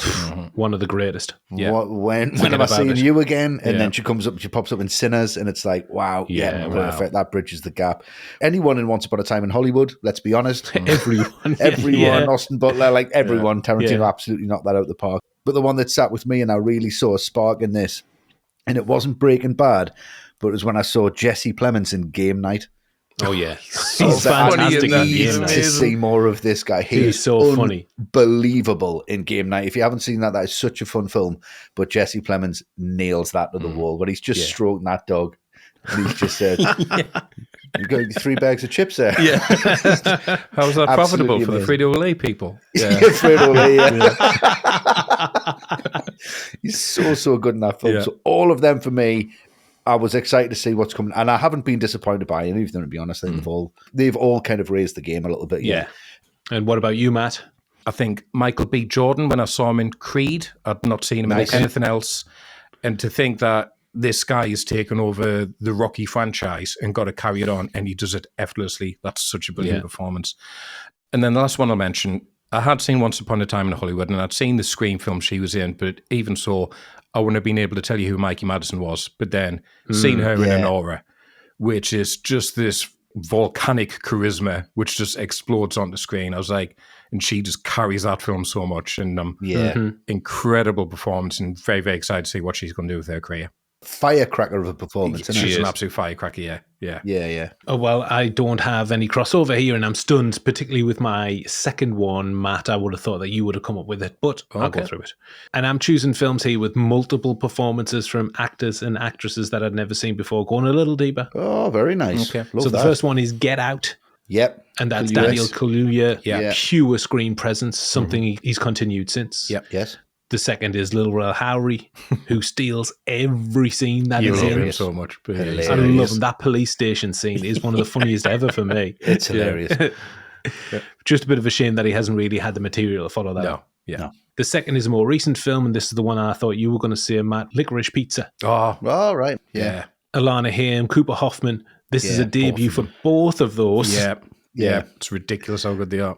And the film stirred up some controversy because of the relationship between their characters, but they handle the material so deftly and tenderly and humorously, they're irresistible. Yeah. Yeah. And the third film, it's going back, old favourite, Carlito's Way. And this contains not one, not two, but 3 first-time performers for me. Viggo Mortensen as Laline Miasso. We all know what I think about him. You've also got John Leguizamo as Benny Blanco from the Bronx. Yes. And of course, Luis Guzman as Pachanga. Yep. I've followed the career of those guys for over 3 decades. Yes. Of course. Yep. Just because of that film. Right. Brilliant. Great. And a great question. Thank you very much, Burke. Yeah, that was great. Thanks, Burke. Thanks, man. And Westy, it's over to you. Back to Banshees. Yes, back to Banshees and back to Podrick kind of getting his way through this trial and tribulation that he's part of. Just about. So anyway, he's just, they're talking about the news. He doesn't quite know what news is. And he lets it slip that, Dominic's been beat up by his dad and he's a policeman. And he's just standing right next to him. Yeah. And that's fine. But that's Isn't news. that news, Mrs. O'Reilly? No, it's not news. So it hasn't even made the impact that he wanted it to make. Because you can see in his head, this is going to be like, this big revelation. And nobody gives a shit. And nobody's bothered. And he comes out of there and you're blindsided by it, because if you watch it again, it's brilliant, because he comes out and then they've got Kearney in the background and he's totally out of focus, but he just leaves the frame. Yeah, he does, yeah. But then we'll cut and you see Colin coming in, and then your attention's totally shifted with like, what's going to happen here? This is the confrontation. And then all of a sudden there's just a hand comes in. So believe it or not, I have actually been punched in the face. And this... With that sweet mouth of yours. With that sweet mouth of mine, yeah. Can you imagine me after a couple of drinks just waxing lyrical about nothing? What do you mean you don't like Stanley Kubrick, you fucking bang?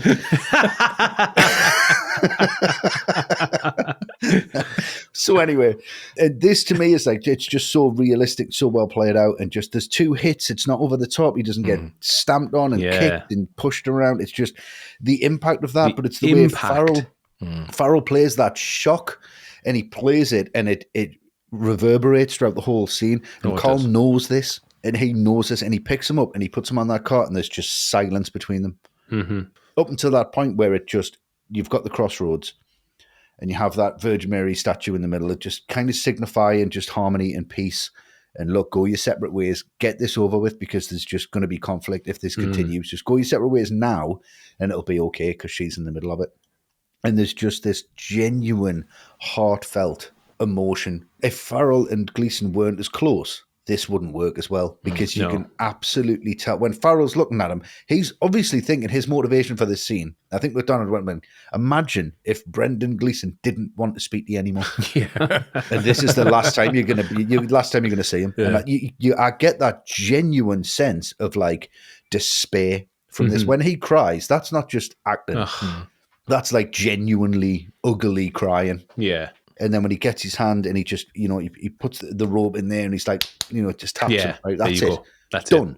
That's it. Right, that's enough. Like, I care about you. That's me saying I care about you. Please fucking leave us alone. Just leave it. That's it, done. And it's silent all the way through. Incredible scene, this. But he's there for him when it's exciting. When there's something to do, when Podrick's in a shit state, he's there to pick it up and go, I've got something to talk about now. Is he doing that on purpose? Is he taking advantage of Podrick to say like, I helped him and now I've got a story? This breaks up my day. It breaks up the monotony. Or is he actually emotionally involved? Is he actually care? Are they actually saying, this is it? It's all done. It's just so well played out. It is. Even if McDonagh had ended the film there, ludicrous. But if he'd ended the film there, you'd still think that could go either way. The same as it does. It ends that way, but we've got a few more things to go through. Yeah. So you're never going to get a sequel to this film, because after this scene, we've got a sequel. Nice. Yeah. Well, at the start of that sequel, Porrick's at his lowest ebb. Yeah. Lowest ebb so far. He gets worse. And he goes to the pub where his ex-best mate and the policeman who's just beaten him up are having a grand old time. And he... very unwisely goes at it at a fair old lick and gets tanked up. Yeah. Just before that, we see the dynamic between Dominic and his dad, which goes a long way to explain Dominic's unusual behaviour. Yeah. He's kind of like under the grey sky of his dad. And he does everything that he says. Just one drink. Yeah. Okay, Daddy. Yeah. It's really, it's awful to see. It's awful. But it's the moment that when drunk, Porrick goes over to confront the two. He's obviously been concocting his comments for the last couple of hours in his head, and he's finally picked up the nerve after he's picked up a couple of whiskies to go over and tell them the three things that he hates the most about Inisherin. 1, policemen. 2, pudgy fiddle players. And 3, I had some funny thing for 3. What was it? A maze, and then he runs it back. But he can't remember number 2, and he gets help from the copper. Pudgy fiddle players, pointing to his left. Great. Brilliant. It's all hilarious until it erupts into pure anger for Porrick when he shouts, "Are you talking to me?" Yeah. Scary in that moment. He's scary. He's scary, yeah. He's been pushed completely over the edge by the booze and by Colm's behaviour. And then it's heartbreaking to hear him saying that Colin used to be nice and now he's not so nice. We're talking about niceness. He goes on about how his parents used to be nice. It's a word he uses a lot. It shows that he's limited vocabulary. But that doesn't matter. He's a good man and he's protective of the people he loves. Yeah. Siobhan's nice. I'll remember my sister. Yeah. And it's devastating that Colin has thrown that right in his face when he's talking about, he said, do you know what people do remember? What? And don't say anything about music. Music. I knew it. This is just what McDonagh does best. The heartbreak and hilarity in equal measure. That realization from Porrig when he says, you used to be nice and maybe you never used to be. And then he goes, oh God, maybe you never used to be. Yeah. Oh, Yeah. a devastating line, Yeah. a realization.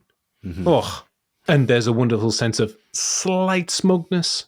Siobhan just very understatedly tells Colin that Mozart was 18th century, not 17th. Yeah. And just leaves. Yeah. Yes. Brilliant. Yes. Yeah. Yeah. Oh. It's like pricks his pomposity. Like, Yeah, you don't brilliant. know about Mozart. I do. Yeah. Yeah, I love it. And Kyogen described watching the three actors working the magic in this scene. He said, I was watching all of them go back and forth. It was that moment of, you are witnessing a masterclass here. I'm always learning. Wow. Oh, but it's when Porrig drops it in him as well. Oh, I didn't tell him that, Daddy. Like, about fiddling with him. It's like, oh, God. Yeah. Yeah, because we know that once he gets home, that's another beating. Yep, Yeah. with the kettle again in the spout. Mhm. Yeah. Awful. Yeah. Yep. So we're at breaking point now with Porrig spilling out of control. One more interaction could tip Colin over the edge. The next day, Siobhan gets a job offer from the mainland, but nobody's leaving. Not yet, anyway. No. And I'm talking about a small scene on the beach. Porrig approaches Colin to apologise about whatever he said in his drunken stupor last night. And he holds his hand out for a handshake, and Colin's dumbfounded. Yeah. Yep. You can hear it in his voice when it cracks, and he says, why can't you just leave me alone? Dumbfounded. What are you doing? And Porrig's behaviour is excruciating. There's the classic McDonagh silence before he nervously reaches out to give him a pat on the arm. And Colin's stunned further still. What are you doing? Yeah. For fuck's sake, like. I don't know. And then the moment, I think it's the moment that seals it, Colin, when Porrig turns around and asks how the new tune's going. A final attempt at an olive branch, which falls flat on its arse. Yeah. Yeah. And I think this is where Colin's thinking, Porrig's just not listening to a word I'm saying here. And his despair, drastic measures are the only solution. Yeah. In that moment for me, I think. Yeah. I get from that moment, he just thought, I'd never actually thought I'd have to go through with this. Yeah. Yeah. And I'm going to have That's to do true. it now. Yeah. I don't believe have that to he's follow through. this stubborn. Well, yes, now he is going to have to go through with it because for so long we've been thinking, well, this is just an empty threat.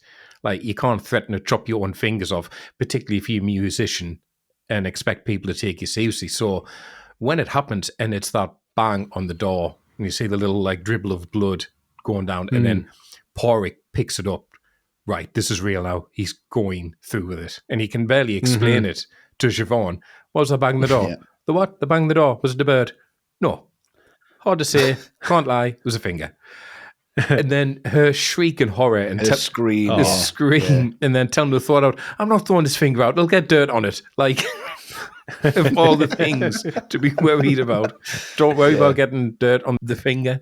So Severed finger. a severed finger. Yeah. It's the way he says it, really reluctantly says it to Siobhan. Yeah. And it's kind of like a reluctant acceptance that this thing is actually happening. He says, a finger. A finger. Yeah, because it's his fault in his head almost. Yeah. Like, I've pushed him to this. But obviously Siobhan's had enough of all this shit between the two of them. So there's that masterful juggling of tones again from McDonagh. It is shocking. It's darkly funny when she goes up to Colin's cottage and he says, will you have a cup of tea? No, if only came to give you your finger back. In a box. In a box. Yeah. Yeah, great. Because she says it with such a straight face as well. Like if she was returning out, like a cake tin or something. No, only come here to give you your finger back. But No irony whatsoever. No, the shock's gone. But I think it's got something to say about like masculinity and ego as well, because Siobhan just cuts through all of Colin's bullshit when he calls Porrig boring. One boring man. You are feckin' boring with your piddling grievances over nothing. His behaviour is so OTT. Just write your song. Stay away from the pub if that's where Porrig goes all the time. Grow up. That's a good point. Because the thing is, it's not as if anyone else here is any less boring than Porrig, really. No. But Colin wants someone to blame his problems on instead of taking responsibility for his own decisions in life, which has led him to this point. And Siobhan just has no time for any of it. But I think the scene is also the push she needs to make something of her life when Colin says, I do worry that I'm entertaining myself while I stave off the inevitable. Don't you? And she says, no, I don't. But there's the uncertainty in her voice, which he She's picks very, up on. very close to that, though. Because he goes, yeah, you do. And deep down, I think she's starting to realise just a little bit where Colin was coming from. And this is the push. She needs to look at her future. I need to leave this island because it's madness here. Yeah. So from then, we'll have Dominic and Podrick meeting up again. But we haven't mentioned the fact of this disgusting behaviour on Podrick's side, sending this guy away. It's really funny. His dad was hit by a bread van. If that's the same bread van, I'm going to kill him. As if that bit's important. Just the chances of that, the writing of that, that on the page, you just think, is that a little bit too far? Is that taking it a little bit too far? Like the irony of it, and just I know is it taking the piss out of itself now? No, that is just right on the bracket. Oh, it is. That scene is right on the edge, and he knows, and that's why I think these guys are like sitting on a cliff edge talking about that sequence. Nice. They're just basically like, that could have gone a little bit too far. Yeah. Now we're going to get the human reaction to that. As an audience, you go, that was ludicrous. That makes absolutely no sense. But now you know why he's done it, because he brings it back, and it's the conversation that they have together. And this is very, very important. I think this is just absolutely instrumental to both the character and the narrative, especially of Dominic. And he apologizes for spilling the beans on that. Dominic says, you were funny up to that point. Yeah. And he gives him praise still. He still finds the positive in it. He's gonna kill you for what you've said. What, like killers or beat us up killers? I'd just beat you up, kill you. You know? Yeah. This is where you get that. What I was talking about before is this actually designed to motivate Podrick? Is this designed to make him a better person, to push him away from what's happening, to push him away from his dullness, and to stop being such a whiny dull arse, and to just kind of be something that's exciting, be something that's engaging, be something that's worth talking about? And then he tries to prove it back by telling Dominic about this situation that we've just discussed, where we're like, is that too far? Is that too tongue-in-cheek? Now, Dominic hears that. What's happening in his life now? His dad's abusive. He's lost kind of all faith in everything. He's still got Podrick, and he's just thinking, I've still got my friend, I've still got a shot at Siobhan. That's the last two things I've got in my life. Yes. This, he loses Podrick here. Yeah. He loses him, and he goes, I thought you were one of the nicest. That's one of the meanest things I've ever heard. Yeah. And Keoghan's performance here, when he's just trying to wrap himself up and protect himself, just of that emotional hit that was. Yeah. That physical and emotional hit, that was worse than any beating he's got off his dad. I think he was banking on Porrig to be a beacon of hope for him. Exactly. He was a blueprint of like, if Porrig could do it, then I can do it. If he could maybe get somewhere and be a nice person, then so can I. And now he's done something that's just so diabolical. This is a step towards his death. He's got no choice. He's just on a crumbling bridge, and he can't go backwards because there's nobody to help him when he goes backwards. Yeah, horrific stuff. So with Dominic thoroughly disappointed by Porrig's behaviour, he's quickly running out of friends. At least he's got his sister by his side. For now. We'll see. The crew. A very small crew worked on Banshees. We're talking about the visuals, the music, but first, Martin McDonagh's outstanding writing. Matt, it's over to you first. Well, like I said earlier, I always think of him as a writer first, because I don't think he's prepared to shoot one single frame of film until he's 100% happy with his script. And he has mapped out every single nuance and character decision. And whether it's in the page or in the set, he knows his stories better than anyone. And I think he has this ability to take the simplest but most intriguing of conceits and then spin it off. So a mother puts up signs because her daughter's murder has been forgotten about. Where do you go with that? He knows where you can go with that. Two hitmen lying low after a hit goes wrong sounds like the most generic film ever, but not in his hands. And it's the same with this. one man abruptly ends a friendship because he says he doesn't like the other fella anymore. How do you develop that into a story? But I think that's his great skill, to see the potential for story and themes and characters, and to go from that simple setup and develop this into a story which includes self-mutilation and child abuse and dead donkeys, but at the same time make it really funny. And also at the same time have that thematic depth where it's talking about loneliness and toxic masculinity and artistic integrity, all very deliberately set to the backdrop of the Irish Civil War. How on earth do you corral all that into a story that makes any kind of sense? Yeah. But that's the brilliance of his writing. He can do that, and you can tell he's gone over this again and again and again until he's got it exactly where he wants it, where he's got enough answers in there if you want them, but he leaves enough space for the actors to play with it and for the audience to fill in the blanks themselves if they want to. It's a masterpiece of writing, really is. It is. You imagine saying that to somebody to get them round to your wavelength. This is this great film about two friends. One of them doesn't want to be friends with the other one, so he threatens to cut off his fingers. Yeah. Sorry? Yeah. Martin McDonagh's directing it. Okay, that's fine. I'll watch that. I'm in. Yeah. I just can't get enough of the balance of tones in the writing. It's at once the greatest comedy ever and the worst kind of tragedy. Now, a lot of that is credit to the cast and their dialogue and delivery, but McDonagh's writing's so unique. Said it many times that he feels it's very much in spirit of the Coens, but he's not doing an impersonation of them. No. Maybe it's just because he flies in the face of convention like they do. Yeah. You've got incredible funny moments sitting side by side in the same scene with desperate, dark sadness. Consider what we talked about, that scene where Porrig picks up the student fella and gives him a lift, but comes up with that horrific story to shoo him off the island. Yeah. In the vain hope that he can get his friend back. I mean, it's school ground stuff, isn't it? It is, yeah. He tells him that his dad's been ran over by a bread van and he should go home so that his dad doesn't die alone. Horrific. That's how his mummy died. Yeah. Especially considering his mother went the same way, but that reaction is priceless. If it's the same fucking bread van, I'll kill them. Who's he going to kill? The bread van? Yeah. But it's Porrig's face when he shuffles off. He can't believe what he's just said. He can't believe that what he's been reduced to. Yeah. And there are more laughs at the start of the film, but McDonagh still gently weaves funny moments in as things turn for the worse near the end. You've got that grotesque image of a fingerless Colin in the pub conducting the music with the blood splattering everywhere. Yeah. That's great, lad. That's lovely, lad. That's lovely, lad. It shouldn't work, but it's hilarious. Yeah. But it really shows how far Colin has fallen into his own despair as well. What's he doing? Yeah.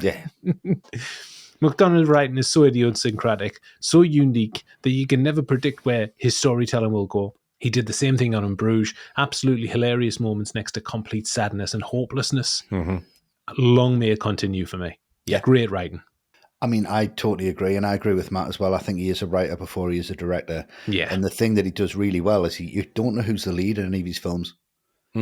Everyone is just as important. Yeah. So if you look at the Woody Harrelson character or the Sam Rockwell character or the Frances McDormand character, just in Billboards, like, who's it about? Yeah. Everyone is just as important as the last. And I think that's the genius of his writing. He doesn't really have any kind of sub-characters. Everyone is important. Everyone has his time. Yeah. Everyone has his attention. And that's really, really brilliant. But it's the things that he writes about that have these underlying motives and not underlying gut punches. I mean, if you look at Dominic, that is just an absolute exploration of the tragedy of ignored youth. The view of women in society, the fact that Siobhan's the only one leaving with ambition, the only one taking a chance, the only one escaping and getting out there and doing something and working for a living and doing something necessary and having the guts to do that. And that's the female character doing that. That's normally the male characters doing that. Yeah. So he subverts a lot of tropes and subverts a lot of expectations in his writing. And another thing he does really, really well is showing the sacrifices you have to make to be an artist, the sacrifices you have to make to be creative. You can't be a nice person to make your own art. You have to let somebody down because you have to believe in yourself. You have to create something for you. Therefore, you have to be selfish. Therefore, selfishness is viewed as derogatory in this society. Therefore, you're a bastard. But that's what you have to do. You have to put up boundaries and you have to cut your own fingers off to make something. All of his writing is extraordinary across the board, and this is no exception. Yeah, too true. McDonaghh started writing the screenplay for Banshees around 10 years before making it. The film shares a similar title to an unpublished early play of his called The Banshees of Inisherin, which was never performed, and by his own admission, it wasn't that good either. That play was meant to be the third entry in his aforementioned Aran Islands trilogy following The Cripple of Inisherin and The Lieutenant of Inishmore. And the original Banshee script was a lot more plot-driven, according to Farrell. He said there were shootouts and there were more characters, and Farrell loved it, but McDonagh didn't. Gleeson also had reservations, mostly about his character not having an awful lot to explore in his words, so McDonagh discarded the project for a number of years. Yeah. Again, that sounds very similar to the Coens. They write something, they put it down, and then return back to it after a few years. Yeah. Yeah, he picked it up again at the end of 2019. Thinking that was the first few pages were pretty good. He said, but then it goes to shit, so I chucked all of the crap out and just wrote it from scratch.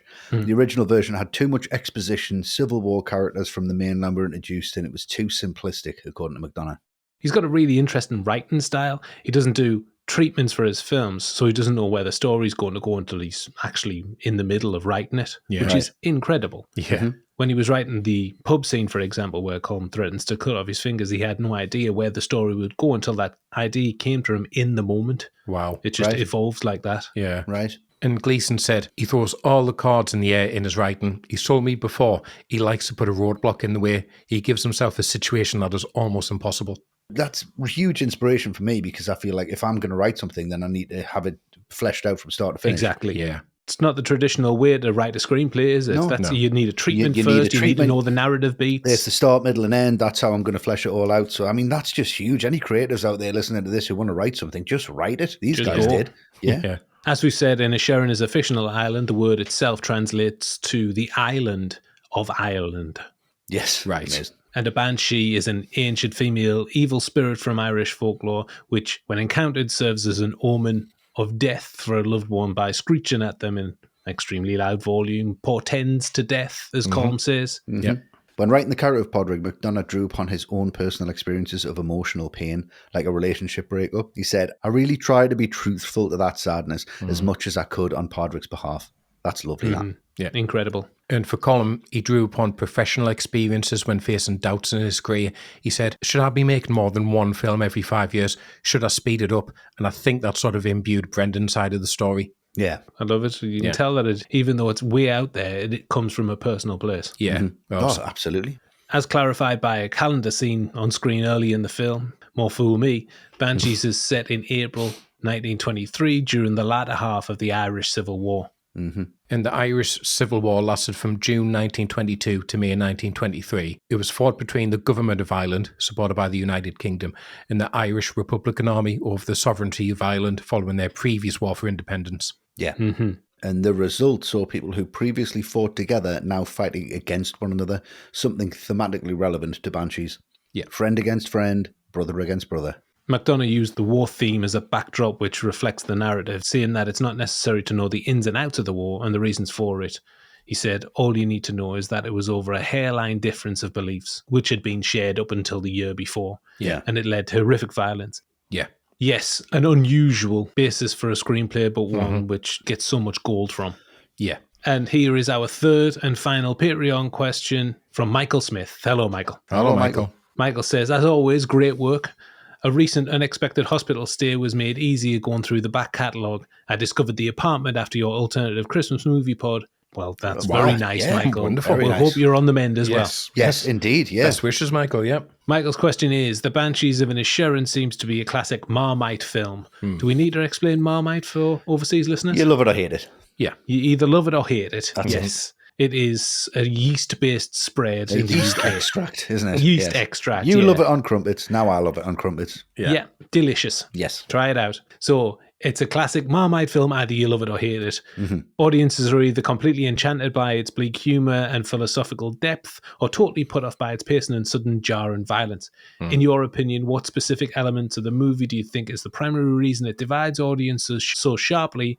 And as a follow-up question, what other films can you think of that have a similarly polarising love it or hate it reputation among film fans? Right. Ooh, it's a tongue twister, Matt. Over to you first.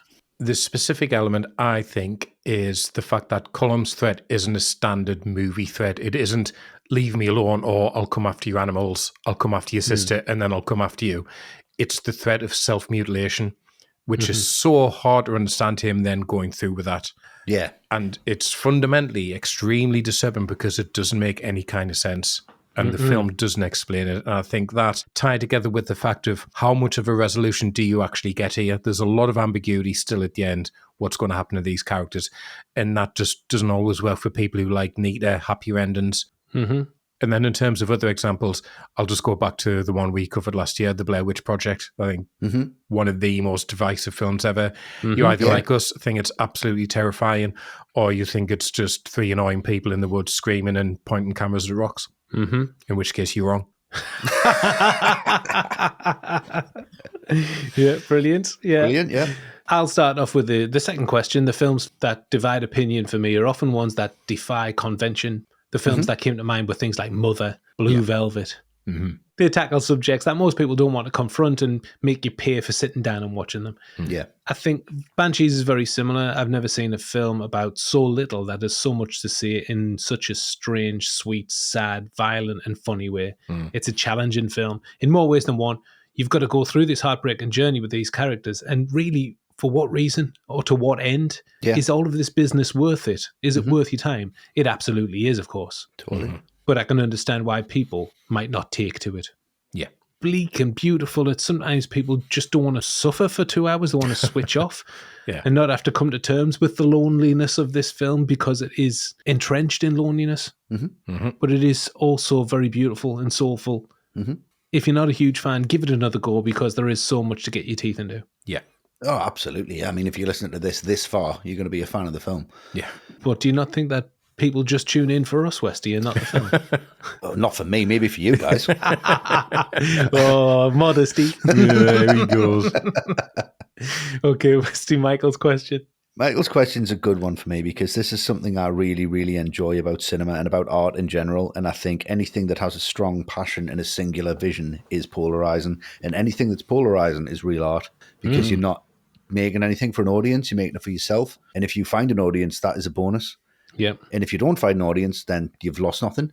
If you're a polarizing artist, that's what you need to be. Otherwise, you're not pushing anything. You're making something for everybody, and that is a failure as far as I'm concerned. So Marmite films, as we're putting them, love it or hate it films, as we're putting them, are my favourite. That's what I buy into, and I want to take that risk. I want to take that chance. I want to go into something, and I want somebody to make us hate something or make us love something. Either way, I've won because I know where I stand on that. And I'm not going to name films, but I'm going to name filmmakers who I believe have this stance and have had this stance throughout most of their career. That is good because that means we have discussion. That means we have opinion. That means we know who we are. And that means we'll have a podcast. So that's all a good thing. Wonderful. So the filmmakers for me that do this, notably Wes Anderson, has always been that divisive. Yeah. Charlie Kaufman, another one, straight down the line. Yeah. Bella Tarr for me, I'll bring it up again. Absolutely incredible. Might not be for you, but absolutely worth it because that is just, for me, pure cinema. Kubrick, we can turn around and say 2001 is one of the best films ever made, but I'll turn around to you, look, and I'll say Barry Lyndon.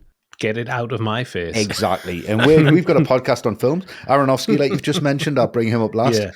Very polarizing, very much down the middle. But if you haven't got filmmakers like that, if you've got Michael Bay all day, or if you've got these people who are just making films, you don't even know who's made it, and it's just generic, you're wasting your time. Yeah, amen. Strong views. Obviously. Yeah. Well, West, who we're talking about here. Well, exactly. It's not my first barbecue. So McDonagh at his idiosyncratic best on Banshee's screenplay, giving us one of the most refreshing, strange and simple scripts of the 21st century. Indeed. I love it. Carter Burwell returned as composer, having previously worked with Martin McDonagh on In Bruges, Seven Psychopaths and Three Billboards, regular collaborator. Yeah. And there's something, again, very Coen-esque about the music. That song at the start, that wouldn't be out of place in Oh Brother or something like that. Yeah. No? Yeah, it would fit. The score is built around traditional Irish melodies, but it's not like the tourist board version of Ireland. No, it's anything but, isn't it? No, it's not. It's not Boston with the Dropkick Murphys playing. Instead, there's a lot of melancholy running through every note that captures the film's themes. The main fiddle theme has got this haunting quality that stays with you. It's really simple. It's almost like it's fragile, so fragile it's going to break, but it carries the emotional weight of everything that we're seeing. Burwell knows exactly when to let the music breathe and when to pull back completely, allowing the silence of that desolate island to speak for itself, just like McDonagh does with his visuals. I don't think there's any manipulation here with the music, nothing heavy-handed to tell you how to feel or anything like that. No. I think he just trusts the story and the performance that they do all the heavy lifting. He just gives you enough musical texture to enhance what's already there. And I really think you could be forgiven for thinking that there isn't much music in the film, which is quite amazing considering a lot of it is about music. Yeah. Understated work, classic Burwell. Yeah. Yes, it is, yeah. What about you, Westy? Yeah, very much the same. I think the fact that he's used 3 main instruments, which one's a cellist, which is a keyboard that makes bell sounds, essentially, one's a harp, and one's a flute. So for me, them 3 instruments are quite hopeful and quite positive. Where he turns everything, it's almost like a fairy tale. And I've watched an interview with him, and he said he was reading grim fairy tales with his daughter. Great. And thought, why don't I turn this into like a fairy tale kind of feel? You get that from the start. Yeah, and there's a mystery to this.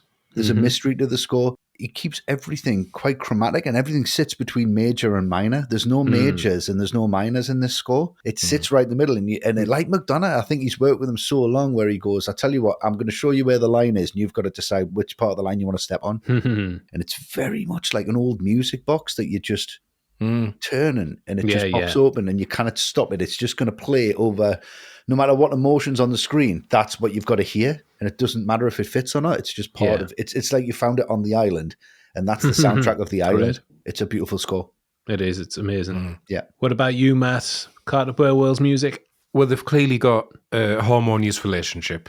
Yeah. Burwell and McDonagh. And it is like in Bruges. He doesn't layer it over the top of every scene. I think he lets the dialogue in the action tell the story of the scenes. And I think the music is just about tying the various scenes together. Like if you look at this soundtrack on Spotify, it's only about half an hour long.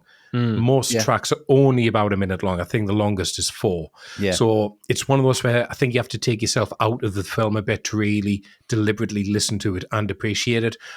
But you should do, because what is there is great. It's got this melancholic lilt to it. It could be very cliched considering the setting and time period, but it's not. It's just about creating this somber tone and this somber mood. Very gentle plucked strings, woodwind, xylophone. So it's not a soundtrack that hits you over the head, but McDonagh doesn't want it to. He wants it laid in with those shots of the landscape and the characters aren't talking, and that's what it does. Yeah. McDonagh's brief to Burwell was simple. He didn't want any cliche Irish folk music in the score. Yeah, Burwell said that. McDonagh told him, I hate that deedle-dee old world Irish film music. It clearly touched a nerve of some sort, so I never brought that up again. But McDonagh didn't give him any more notes, so Burwell didn't think about it again until he saw some actual footage. Yeah, for Porrig, he conceived of childlike music, as he coined it, Disney character music. Right. While he employed a more traditional sound for Colm, fitting considering his musical obsession. Yeah.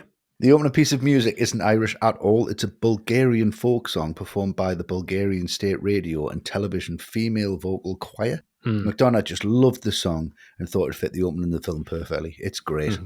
It's wonderful. It's so uplifting. Yeah. So simple, understated beauty from Carter Burwell's music. Pitch perfect for this story. Yes, indeed. Ben Davis returned as Martin McDonagh's cinematographer, having previously shot 7 Psychopaths and 3 Billboards. Westy, over to you, main man. It's incredible work. This is shot on the Arri Alexa Mini LF, which we'll go into later. Arri Signature Primes, and the beautiful thing about Signature Primes, I'm not going to bore anybody with them, but if you shoot directly into light, it's not going to blow out. It's not going to affect the frame that much, and he shoots a lot into the light here. Shoots a lot into sunlight, shoots a lot into candlelight, shoots a lot into firelight, and it doesn't distort the frame at all. He also uses a Blackmagic Ursa Mini Pro 12K, I think, which is what's on the drone. So he's shooting that at 8K. And then cropping it back down to 4K. That's why you get that incredible quality, that incredible sharpness that's across all of it. And the thing that I get from this is a landscape film for me. All of it is. And even the close-ups are landscapes. The close-ups are landscapes of faces. Yeah. Because he has such a contrast where you see every line, every minute that somebody's laughed, every minute that somebody's cried, he's got that in that face because he uses something called negative fill, where if you have positive fill, it's white, so you're bouncing light in. If you have negative fill, it's black, so you're taking light away, so you've got shadow and you've got contrast. And that's what gives this really nice rounded look. The difference between candlelight, which is in Colm's house and it's in Podrick's house because they're poorer, but then you go to the oil light, which is in the post office, there's oil light in the pub. That's all beautifully done. It backs all of that up and it makes it really, really accessible. There's nothing that really screams cinematography, but it all screams cinema. And I think that's the best thing that Ben Davis does. It's a really, really excellent masterclass in cinematography because it's so subtle, you don't even know how good it is. Subtle is the word I had written down first as well, actually. And very important in the way that, as I said about McDonagh when talking about him as director, it bridges that gap between being a very theatrical film and a very cinematic one. And I think that's the challenge the film has, I think, and that's where Davis really excels. But what's crazy to me is I was looking at his filmography and he's done about 4 or 5 Marvel films. Yeah. You just wouldn't think the DP on Guardians of the Galaxy would be the same guy doing this. But I think that's just tribute to his versatility and probably his experience on something massive like that several times over means he can take something like this, very stagey on the page, and work in harmony with McDonagh to give it the visual oomph that it does have. Yeah. But like say, it is subtle, agree with Westy again, trying to like think of an actual camera moves. It's very hard. And if it does, it's very deliberate. And I think the other thing he does is he just knits together all the outside scenes, which I imagine were shot in very changeable weather. Yeah. Considering where it was shot, which would be a massive challenge. Knitting those with the interiors, which never feel overlit. They always feel like the only light you're getting is through the windows or the candles or the gas lamps, as we've been saying. Yeah. And the result is something that it leaps off the screen when a lesser DP, I think, would have struggled to make any of this work in that way. Another thing as well, that this was done with a DFD, which is a film to digital process, which basically means they shoot it on digital, which is shot on the Alexa Mini, which is large format. It's beautiful. Yeah. So what they do is then they take this process and they'll take the digital image, they'll put it onto actual film, Yes. run that through, process that, and then put it back on digital, and then just make any changes that they want to, so that therefore you have natural grain. You can choose your film stock. It's quite an expensive process just to do that. So for this would have been 50 grand just for that process. Wow. Right. Just to run 2 hours through that DFD and get it back and get that feel to it. But I think it really, really makes a difference. Yeah, Davis said he sold that idea to studio execs by saying it was like the difference between listening to an album on vinyl versus a one on CD. CD, yeah. Right. Definitely. Yeah, I think the visuals just reinforce the theme. They all work together like all good films do. This place looks idyllic. That has something lurking underneath that doesn't really get spoken about. I really do think that the film may well be too unpalatable, or at least cross the line a few times if it weren't for those incredible visuals. They keep you at bay, I think. Yes. How could Colin be on the precipice of suicide with the view that he has from his house? He lives on the beach, for goodness sake. Yeah. And he's got a stream running past his house and no neighbours to bother him. Idyllic. Or maybe that's the reason for his malaise. It might be. He's been isolated and cut off. The ocean is unforgiving. He sings his song to the ocean and it gives him nothing back. Yeah. I like Davis's interior work as well. Those pub scenes, they offer kind of like a respite for what's going on outside. And he uses natural light amazingly well, particularly when it's bleeding into Colin's cottage. It's almost like he's surrounding himself in darkness, and Porrig is that natural light that's trying to break through but can't. There's just a slither of it that you can see. Yeah. Obviously, Colin's preoccupied with his own mortality, and I think the visuals lean into that. There's an obsession with nature and wildlife, and it feels to me that there's a feeling of like returning back to Earth in this film. Like when all's said and done, nobody will remember any of this, just like Colin says in the pub. We're all insignificant in the grand scheme of things, but nature, wildlife, the sand, the sea will all remain, and I think that's really emphasised with the visuals. Yeah. McDonagh's brief to Davis was that the visual should not perpetuate the cliched cinematic view of Ireland, overcast and dull. He wanted to capture the Ireland of his youth, drawing inspiration from John Hendy postcards, which depicted rural Ireland, sunshine, lush greens and colours that pop. David said McDonagh aimed to play the tragedy against the beauty of nature. Yeah, it Which really he works. definitely does, yeah. Yeah. During prep, McDonagh, Davis and first assistant director Peter Cohn mapped out the weather that they wanted for each scene. And the weather obviously plays a big part in the narrative. For example, when Siobhan leaves, they wanted it to be sunny to represent new horizons. Yeah. Similarly, they wanted the opening scene of Porrig in the town to be sunny as well, before turning grey when he gets that horrendous news from Colin at the pub. Yeah. And Davis used paintings by artists like Rembrandt and Bruegel as inspiration for the lighting choices in the film. They created pockets of light using candles and oil lamps, and you can see both of those at work in the film. Yeah, but naturally an oil lamp in the middle of a table in a pub doesn't do all of the work. No. So Davis had lights hidden in the rafters of the ceilings. Yeah. Right. Like when Colin was playing the fiddle around the table, everyone around that table has a light above their head. They do, yeah. Right. And Davis was specific of his camera placement as the narrative progresses. As Colin is emotionally closed off, he gave some distance between the camera and the character, but this moves closer in as the film goes on, like in the confession scene. For similar reasons, Davis didn't put an eye light in Colin in certain scenes. He said that you gain access to a character if you put a pinprick of light in their eye. Mm-hmm. So omitting this closed the character off from the audience. Yeah. Right. Nice. Great. During prep and after work on shooting days, Davis would head out across Inishmore and film the local wildlife. A lot of this footage is used in the film as transitions between scenes. There's that incredible kind of granite floor with a bird landing on it and kind of taking off. Oh, again. yeah. Those two goats.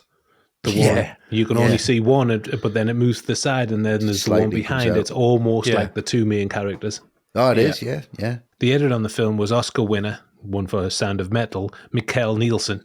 Yeah, nice. One of his main goals was to make both the location of Inisherin and its animals to be characters in the film just as much as the cast are. Mm-hmm. He edited that wildlife footage in as transitions to give us as an audience, in his words, a chance to contemplate.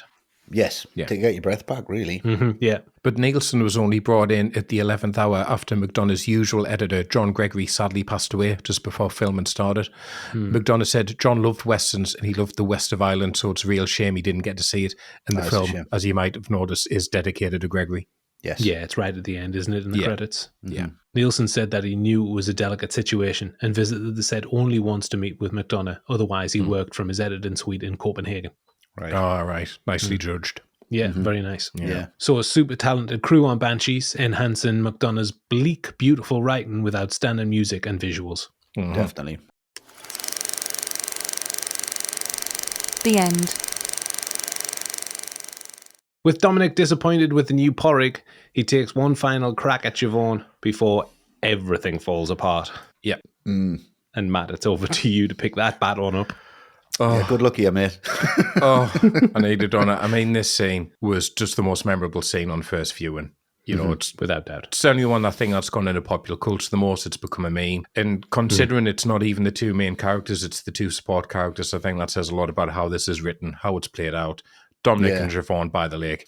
And the beautiful thing is how well it plays in contrast to that early scene between the two of them where they're having the argument over supper, which is just pure hilarity throughout. And this funny at times, but then just another example of how McDonagh can thread a scene from complete hilarity to utter heartbreak without missing a step. You get Dominic scaring the life out of Siobhan by creeping up on her as she's gazing out over the lake. Would you ever stop creeping up on people? I wasn't creeping up on you. I was sidling up on you, like as if there's a difference. And then he sorts this spiel to try and win over Siobhan after she calls Mrs. McCormick a ghoul. I always call her a ghoul too, because she is a ghoul. Geez, you have a lot in common, don't we? Me and you calling old people ghouls and that. It's so awkward, and it's what you said, Luke, about McDonagh. He's happy with silence, like awkward silence. Oh, yeah. And like when Dominic calls it a great old lake, and then just points it out to her, like Point. Yeah. He doesn't know what he's doing. He does. She knows where the lake is, Dominic. It's right in front of her. And like, I don't think we've talked about how great the physical performance is from Keoghan in this, because is it a result of the abuse from his father? Is he maybe on the spectrum somewhere? But it's all these physical tics he's got, like touching his face.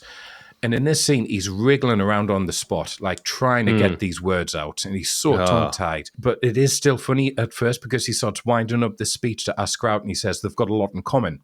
And she just goes, we don't have anything in common. And then he just goes, don't skip ahead.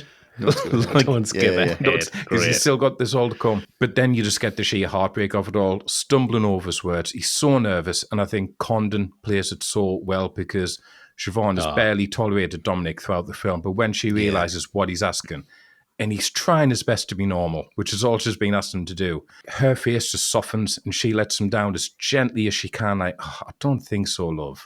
Oh, yeah. Yeah, that's hard. She's so compassionate. She's so compassionate in this scene. And then he's just, no, I was thinking no. I was thinking no. I mean, I'm watching through my fingers here. It's so painful. And he tries to style it out a bit, faint heart and all that. And then you just get one of the best delivered lines I've ever heard in any film. Just that pause. Well, there goes that dream. Oh. And just your heart shatters. into a million pieces for him. Niagara Falls. Every time, and just tries to style it out once more. Well, I'd best go over there and do whatever that thing over there I was going to do was, which you think is funny at first, but then when you realise what he does after what this, he's going to do, exactly. It makes it even more heartbreaking. But just that, that's that, just that. Well, there goes that dream. That was his final shot, wasn't it? Yeah. Wow, that's his final amazing. line. Yeah. Incredible, heartbreaking. In like so many layers. Yeah. Incredible performance. It's unbelievable. That slip when he nearly slipped into the water, that wasn't scripted. He almost went in. Oh, did he? Pure good. Nearly takes condom with him as well. He nearly does, yeah. Well, after this, Porrig takes it upon himself to give Colm some tough love, having talked it through with Dominic on the cliffside. Obviously, two brilliant brains working it out there. The meeting of minds. Yeah. And he busts in there like it's a saloon in the Wild West. Yeah. How you doing, fatty? Dancing with your dog, is it? How's that for an old hello? Amazing. Really good. And it's this dialogue is incredible. Have you gone feckin' mental? No, I haven't gone feckin' mental, but I've got 10 fingers to prove I haven't gone feckin' mental. How many fingers do you have to prove you've not gone fucking mental? 9. And 9 is the epitome of mental. Yeah. Epitome. But it's amazing when that dog comes over and Porrig forgets where he is or what he's doing there for a moment. So funny. And just loves the interaction with this dog. Second, Yeah. isn't it? The dog. Yeah. Oh, it's a dog. That's enough of that. Let him call you for licks. But he comes in with so much bluster and bravado, and then once he sits down, you see the real Porrig. He's stumbling over his words. He's being nice, talking about Colm's tune and all of that kind of stuff. Yeah. And it's devastating to hear Colm say, we were doing so well. And Porrig says, I wasn't doing well. I was doing terrible, as his voice breaks. Yeah. It's like he's been bereaved. Mm-hmm. It is. He's absolutely devastated. Yeah. He doesn't know how to process all of this information. No. I mean, it's just heartbreaking from this. This is just too much for me. I'm sorry. But it really is. Isn't it? It does get worse. I know. But Porrig thinks he's got it cracked. And he asks him, as the clock strikes 2, if he wants to go to the pub to celebrate his new tune. And Colin sees his opportunity and tells him to go to the pub, leaving him with the opportunity to fulfill his promise. Yeah. And there's a really funny gag when the dog drags the shears out of the cottage. That's great. That's fantastic. That's really funny. Yeah. Obviously, it all goes horribly wrong at the pub. The clock strikes 4, and Porrig's had 4 pints in 2 hours. Just sitting there waiting. Yeah. And then Siobhan shows up and heaps more misery on top by telling him that she's leaving. This is a desperate situation. It is. Colin hasn't showed up to the pub. Siobhan's leaving. And to top it off, Colm's lopped all his fingers off. Yeah. This has gone terribly wrong for Porrig. How did it end up like this? There's an incredible drone shot after Colin throws his fingers at the door, and that image of him coming around the corner in slow-mo like a spectre of death in the long black coat, blood dripping from his stumps. Yeah. A really everlasting image which strikes fear into Porrig and Siobhan, who that's her signal. She can't wait any longer. No. Yeah. Gotta go. She's gone. Yeah. And surprisingly, we've talked about it in this film, visual effects play a key part, specifically with the snipping off of Colm's fingers and his subsequent stumps.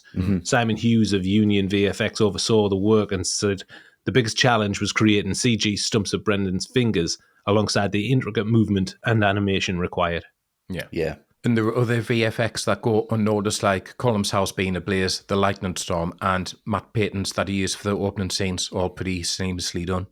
Yeah, I mean, there's that incredible drone shot that you've mentioned there. We see Colm in the foreground, and then it comes over and you see Porrig and Siobhan walking up as well, and you kind of know that there's going to be an interaction, but what kind of interaction is it going to be? And you see Colm come in between them two, so he's actually caused them two to separate. It's because of him. Great. So he comes between them. Very nice. And Siobhan's now leaving, and it's the way that she leaves. She is unbelievably good. Oh, she's amazing. She is so fragile here. Yeah. She She's really like, is. I can't take me books, and that's all I've got.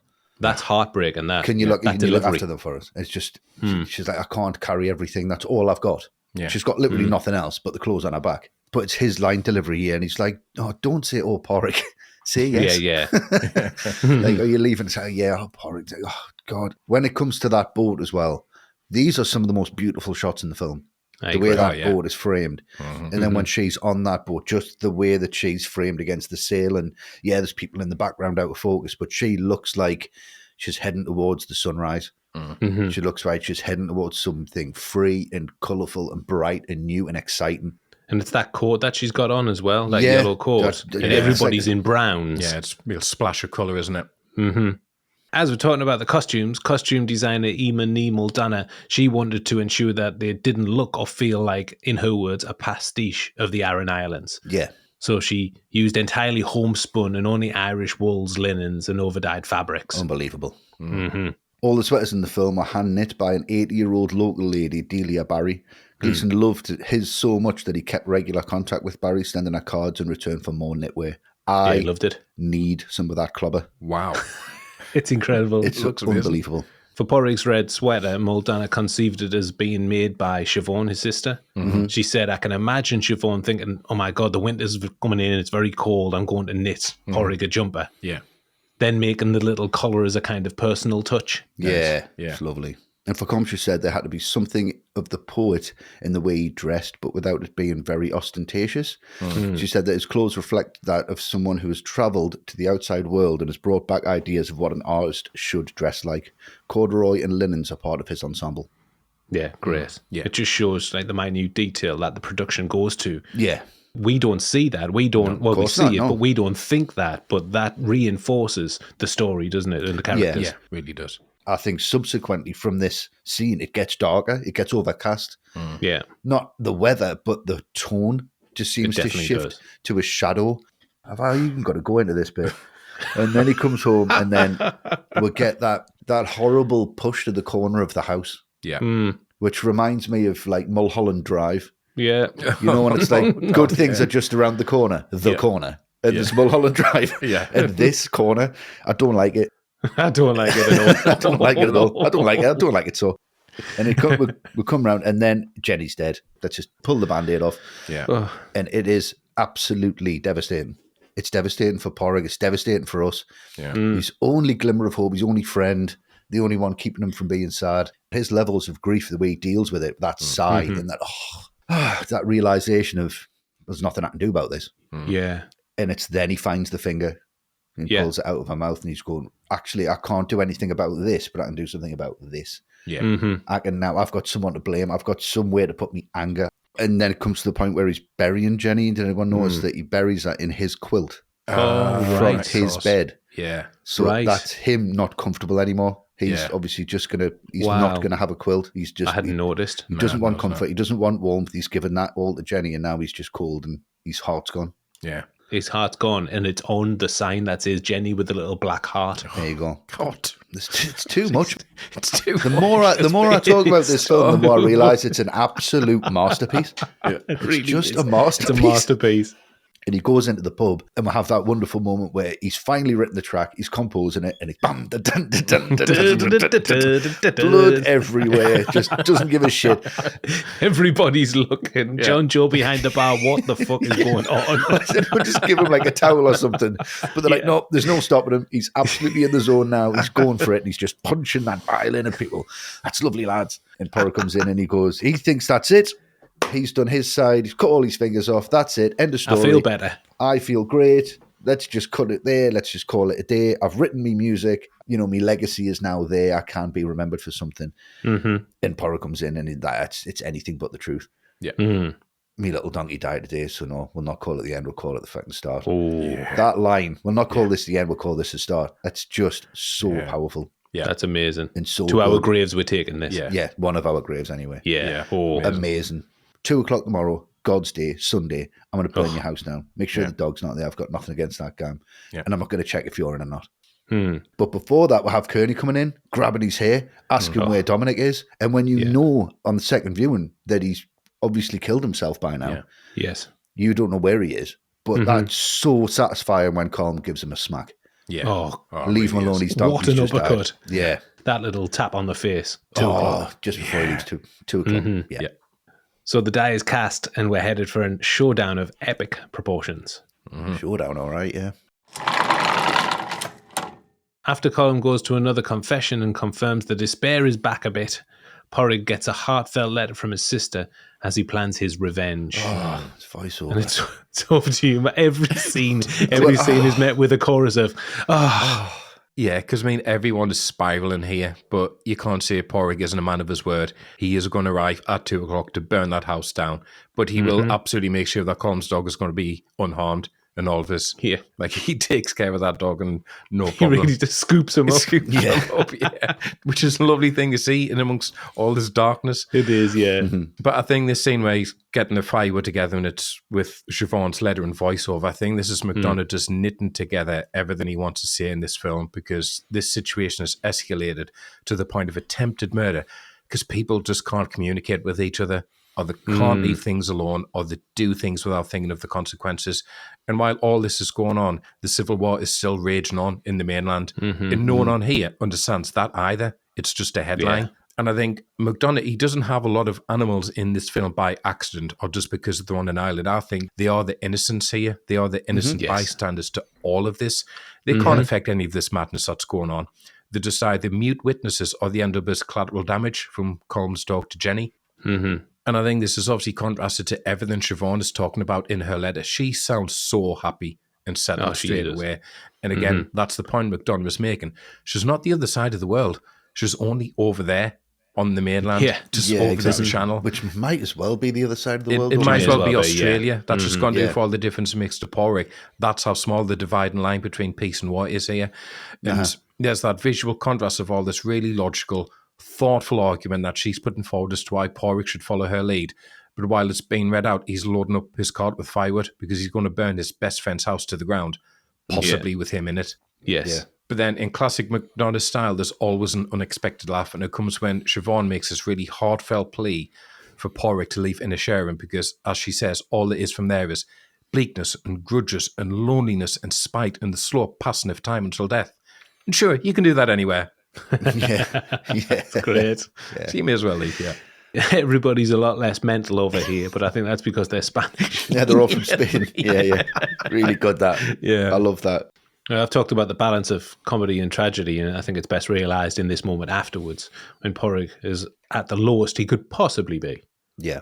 His sister's gone, Colin has lopped off all of his fingers, his donkey is dead, he's committed arson and possibly murder as far as he's concerned. Absolute despair. But he starts off his letter back with, "Dear Siobhan, obviously I don't know what ensconced means." That will never fail to get me. Obviously, I mean, obviously, so I don't know what ensconced If means. there's anything you could sum up as a McDonagh moment, that's it. Yeah. 100%.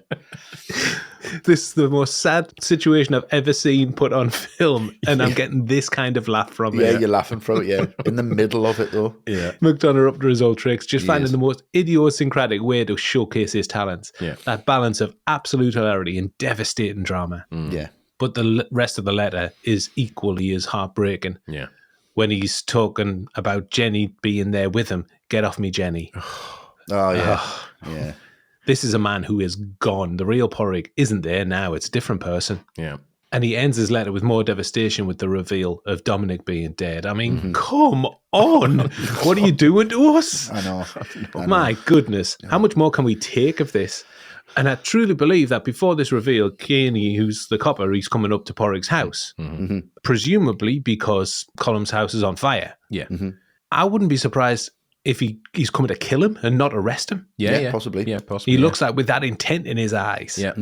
But the scene ends with fire licking around Colin's feet as his possessions are incinerated. Porrig ends his letter with, "I hope I see you again someday if you ever come back home." And that's interwoven with Porrig in bed, crying, saying, "Come back home, Siobhan." Yeah. Oh, I've got chills just saying it. I know. Yeah. I know. Yeah. So, after everything that's happened that you guys have just spoken about, I wish it didn't. Yeah. to wish I didn't, we see his dog running onto the beach. We see Colm standing on the beach, and we see Porrig's disappointment that his best friend is still alive. That's what I get from his look. Yeah, he yeah, looks and sees him on definitely. the beach, and he's like, "Right, well, this goes on." And it's Yeah. much the disappointment that Colm had. He thought it was over. Porrig thought it was over. And they come down and they have this discussion, and the dialogue here is just absolutely fantastic because I think they're both at that point where they've done things that there's no coming back from. And I think Porrig, he puts that out. He says, "I think that's a good thing." Are they going to recover from this? Is one of them going to die soon? If so, which one? We don't know. He actually says, "I think that the fighting's calm down a little bit over there. And he's like, there's always going to be something to fight about. There's always going to be something. There's always going to be a confrontation. Yeah. Nothing's ever going to be peaceful. Nothing's ever going to be easy. Even on an island with just a few people on it, there's always confrontation between human beings. And I think that's the point. And I think, honestly, at this point, Colin just wants all of this over with. It's backfired. It's backfired massively. Massively, yeah. Yeah. Maybe this film is telling you just to welcome change. Let go of things you can't control. Let go of other people. Let go of trying to control other people. Colin then says to Porrick, thank you for looking after me dog, and it's any time. Yeah. So there's still a side of each of them that love each other, but there's no room for that anymore. Only if something if there's an innocence in between them, they'll look after that innocence. Much like when Colin takes him home after he's been smacked. Yes. You need me help there. Right, I'll look after your dog. You need me help there. They're not monsters. No. They're lovely people who are just depressed and down and confused and angry. And that walk away where we see Mrs. McCormack sitting between two of them. Yeah. She is always foreshadowed death throughout the whole film. Yeah. So either one of them is going to die, or ultimately this is the death of their friendship, and she's watching that happen. Yeah. A wonderful, wonderful moment between two wonderful actors who are obviously very, very close and obviously very connected to this material. It is. It's incredible. This last scene was shot on the last day of filming. McDonagh said that he didn't know at the beginning of the script whether the film would have a happier ending or a sadder ending. It could have gone either way. Yeah, it goes back to what we were saying before. It was only after the rest of the film was shot and elements of the script were incorporated that the story gained kind of like its own tone, and he knew where it was going, and only then he decided on the ending, which is an incredible way to write. Yeah. Well, yeah, terrifying if you ask me. Yeah. But how's this going to end? I don't know. I don't know until I get there. Yeah. What? Yeah. And interestingly, it's mentioned in the film that the war might end soon. And when the film begins on April 1st, 1923, the 11th-month-long Civil War was less than 2 months away from ending. Yeah, Siobhan makes reference to it in her letter, and so does Colin on the beach down here as well. Yeah. And I think a shout out should go to Sheila Flitton, who plays Mrs. McCormick. Oh, yeah. Is she the titular Banshee? Is she just a busybody or a nutbag? Yeah. Don't know, but she's incredible. Yeah. She is incredible. Yeah. Was it Such a 7 present. or 8 years before your parents died, or was it 7 years since they died? Oh, so there you have it. A simple tale of despair and loneliness, which has done irreparable damage to fingers, families, and friends. Indeed, yeah. Reception and awards. When the film premiered at the Venice Film Festival, it received a 15-minute standing ovation, which seemed to set the tone for how Banshees would be generally received.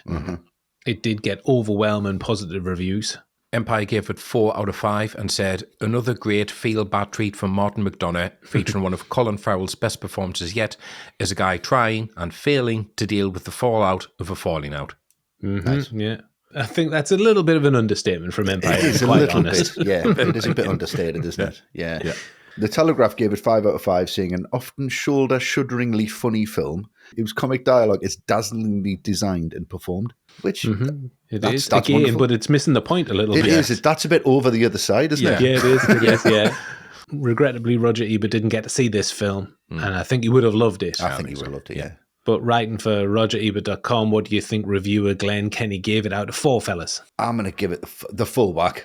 Full? Yeah, I think so. I think Any self-respecting film critic should give this 4 out of 4. Well, actually, Glenn Kenny, RogerEbert.com gave it 3.5 out of 4, just missing that top spot. Okay, that's fair very enough. close. Right, okay. He said Farrell does some of his best acting with his furrowed brows. Gleeson has a glare that's both a death ray and an enigma. The pauses these guys enact are, at times, even funnier than the verbal comebacks McDonagh has written for them. Yeah. That's more rounded. That's spot on. Yeah. Their performances match the dialogue. On Rotten Tomatoes, now it has 96% from critics, 75% from audiences, reinforcing the point that Michael said earlier about it being a polarizing experience. Indeed. Yes. Yeah. And on IMDb, it has 7.7 out of 10. Right. Okay.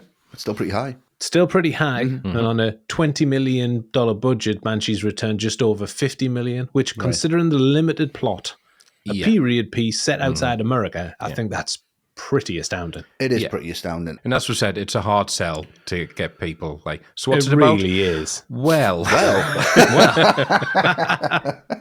Well, I don't fancy that then. Have you seen In Bruges? No? Well, there's nothing here for you then. Yeah, there's nothing. Yeah.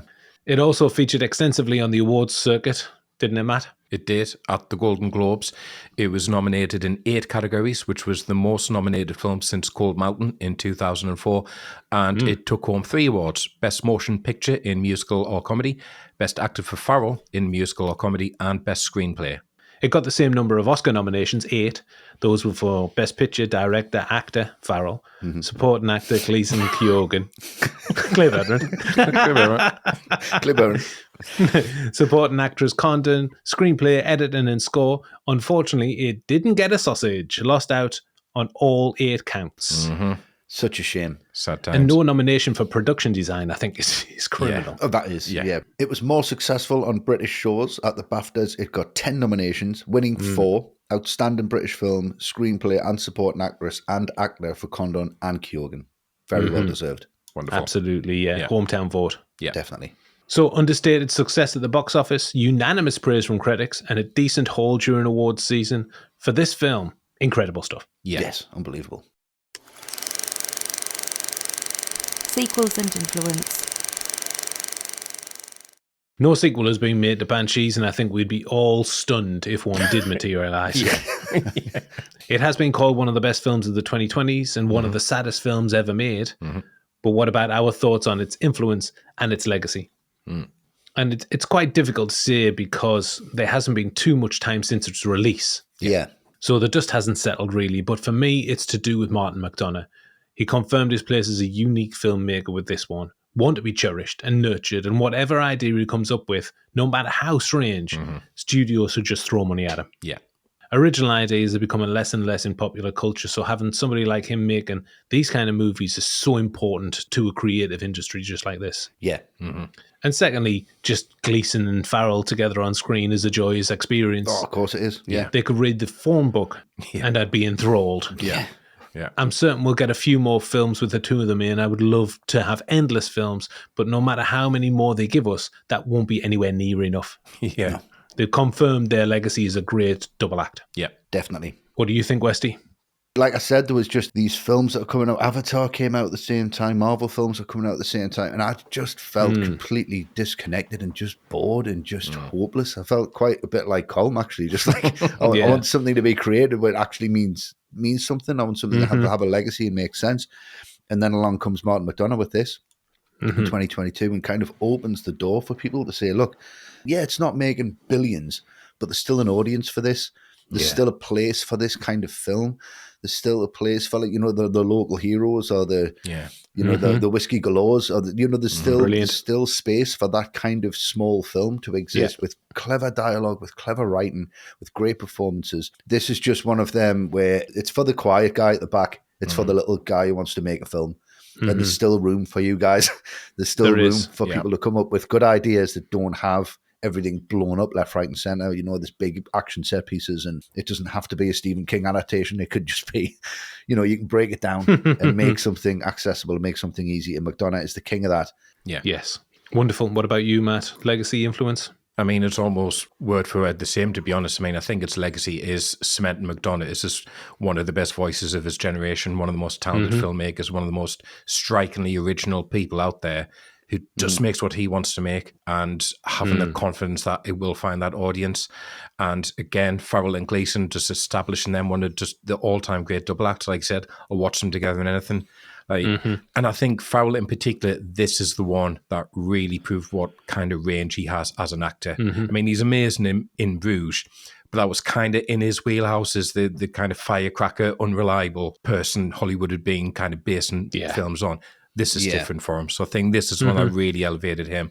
Probably last thing I would say about legacy, I think, you know, we talked about going empty-handed at the Oscars. I mean, obviously this comes down to personal opinion, but I think part of this film's legacy will be, it's going to be one of those films where you go, this won nothing at all. Nothing for screenplay. Nothing for Screenplay. Screenplay should have been in the bag. Travesty. Yeah, it is. Well, I don't think we fully know the true legacy of Banshees yet. That'll come after McDonagh, Farrell and Gleeson get deeper into their careers and well beyond that maybe. But for now, we're thrilled that these three are able to make these films that they do and tell these beautiful, strange stories. Absolutely. All the right movies ranking. Now it's time for the world famous All the Right Movies ranking. World famous. World famous these days. Over to you, Matt, your score and summary for the Banshees of Inisherin. It is divisive, and I get that, and I can't see why. But if you're on its wavelength, there's nothing else like it. As I said in the writing, to take the simple premise, one guy stops talking to another, and to spin it off in the way that McDonagh does is an achievement I can't see anyone else doing, and it has so much to unpack within it in terms of talking about depression, in terms of talking about artistic achievement. You have to be an arsehole to achieve great art. How small communities can be really suffocating, but at least these small communities are out of the way of greater conflicts on the mainland. You can watch this over and over again and get something different out of it each time. No, it's not the knockabout humour of In Bruges, but I'm really glad it's not actually, because that would have been such a lazy way to go with it, and I'm glad they did something different instead. And these four main performances in it are as good as any performances I've ever seen. Complex characters, complicated motivations. All of them go from making you laugh and then breaking your heart in the very next scene. Yeah. Ultimately, people might remember we did do a YouTube episode on this a couple of years ago now. I didn't go back and watch that because I wanted all my thoughts to be as fresh as possible, not repeat myself. Yeah, it was the same. The one thing I remember saying, though, at the time was my rating for it on that, it came with a caveat that it was a very new film and I didn't want to give it top marks because I didn't want to get too caught up in that. I needed it to sit with me like In Bruges has sat with me over the years and see how I felt about it after a few more viewings. Well, I've watched it multiple times now. It's the other side of the coin of In Bruges in terms of tone, in terms of what it's talking about, but it's just as distinctive, just as entertaining, just as brilliant. So it's a 10 from me. Oh, Nice. there you go. I mean, I'd be surprised if you gave anything other, Matt. It just can't be. It's flawless. What about you, Westy? Your score and summary for Banshees? Yeah, I mean, we have waxed lyrical about this for hours now. And I think what I've come to realise from this is I have notes, I have pages of notes, and I'm writing stuff down and thinking that everything I'm getting from the scenes that I'm talking about is just me. It's just personal. Like, that's the way I see it. But that's the way you guys see it. Yeah. That's the way everyone sees it. And I didn't realise that everyone kind of feels the same. And that's what this film does. It kind of highlights all of the stuff that's hard to deal with, puts humour in front of it, makes it accessible, and then you talk about it with your friends, and then you realise that actually we're all closer than we think we are. Yeah, nice. I went back and I did watch the YouTube episode for the reason that I didn't want to repeat myself. So I wanted to know what my stance on that was, and it hasn't changed that much, if I'm honest. I still get exactly the same from it, but I'm not bored of that. I don't find that to be a pain. I find that to be a welcoming thing and something I want to go back to. And what I get from this, as well as if you talked about from a technical point of view, from a filmmaking point of view, and from a human point of view, In Bruges, them performances are brilliant, but they're very much on the page. Now, this is Gleeson, Farrell, and McDonagh learning who each other is, meeting each other and hitting it off. That's like our Friday nights we used to have. Yeah. And Banshees is like the Sundays that we have now doing the podcast. It's how well they know each other and how intricate they are. So to watch them two films back to back is a beautiful thing, because you realise watching this, how much trust and how much love exists in this film. Yeah. It's so layered. It's so beautiful. It's just like zooming into a Rembrandt. That's what it is. Nice. And we're analysing every brushstroke, and you just realise that every brushstroke makes this work. And then you zoom out from it, and it's a beautiful thing again. It's an easy 10. It's an easy 10. Lovely. Of course it is so. Of course. Yeah, I've said this word a few times now, but this is so unique. And I can't quite believe it exists for a few reasons. Like, how did McDonagh come up with something like this? Why did a major studio say yes to something like this? But I really couldn't be more grateful that those things happened, because it's a standout. Incredible performances by the four leads, impeccable writing and direction, the setting, the sadness, the gut punches, the hilarity of it. I can't get enough of all of that, no matter how it affects me. Yeah.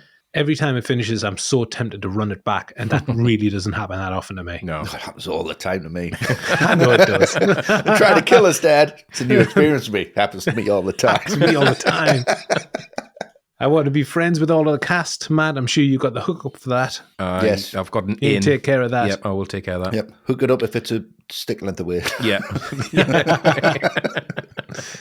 I mentioned the cadence of the line delivery, particularly from Condon and Kyogen. I've never known anything like that. It just strikes a chord with me, both funny and sad. It's beautiful. Lyrical. It really is. It's lyrical. Yeah. It couldn't be further up my alley if it was next door neighbour. Yeah. It's perfect filmmaking. It's a perfect 10. Wonderful. Beautiful. Undoubted. We said on that episode, because I know you guys haven't revisited the cutting room episode, but we said in the future, this is a 30. Yeah, out of 30. I remember And something like that now, yeah. It is now a 30 out of 30. I give it 9. I think Matt give it 9.5. Right. You give it a 10, Luke. Yeah. And then you said, so with the scores combined in the future, that is 30 out of 30. Brilliant. Here we are. There you go. Excellent. Nice continuation. It's worked out. Well, our fourth and final score for Banshees comes from our Patreon community. Okay. And before I give you their score, I've got some comments. We mentioned how polarizing the film is, and that is reflected in certain comments with at least one person scoring it 1 out of 10. Wow. This is going to be interesting. Interesting. Come on then.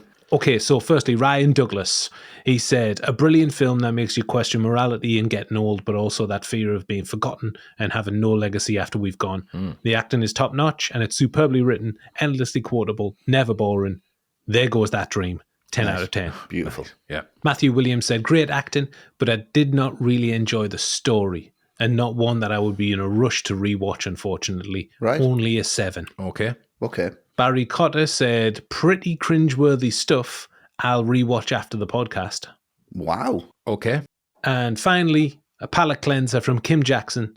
Simply, she says, like literature come to life. 10.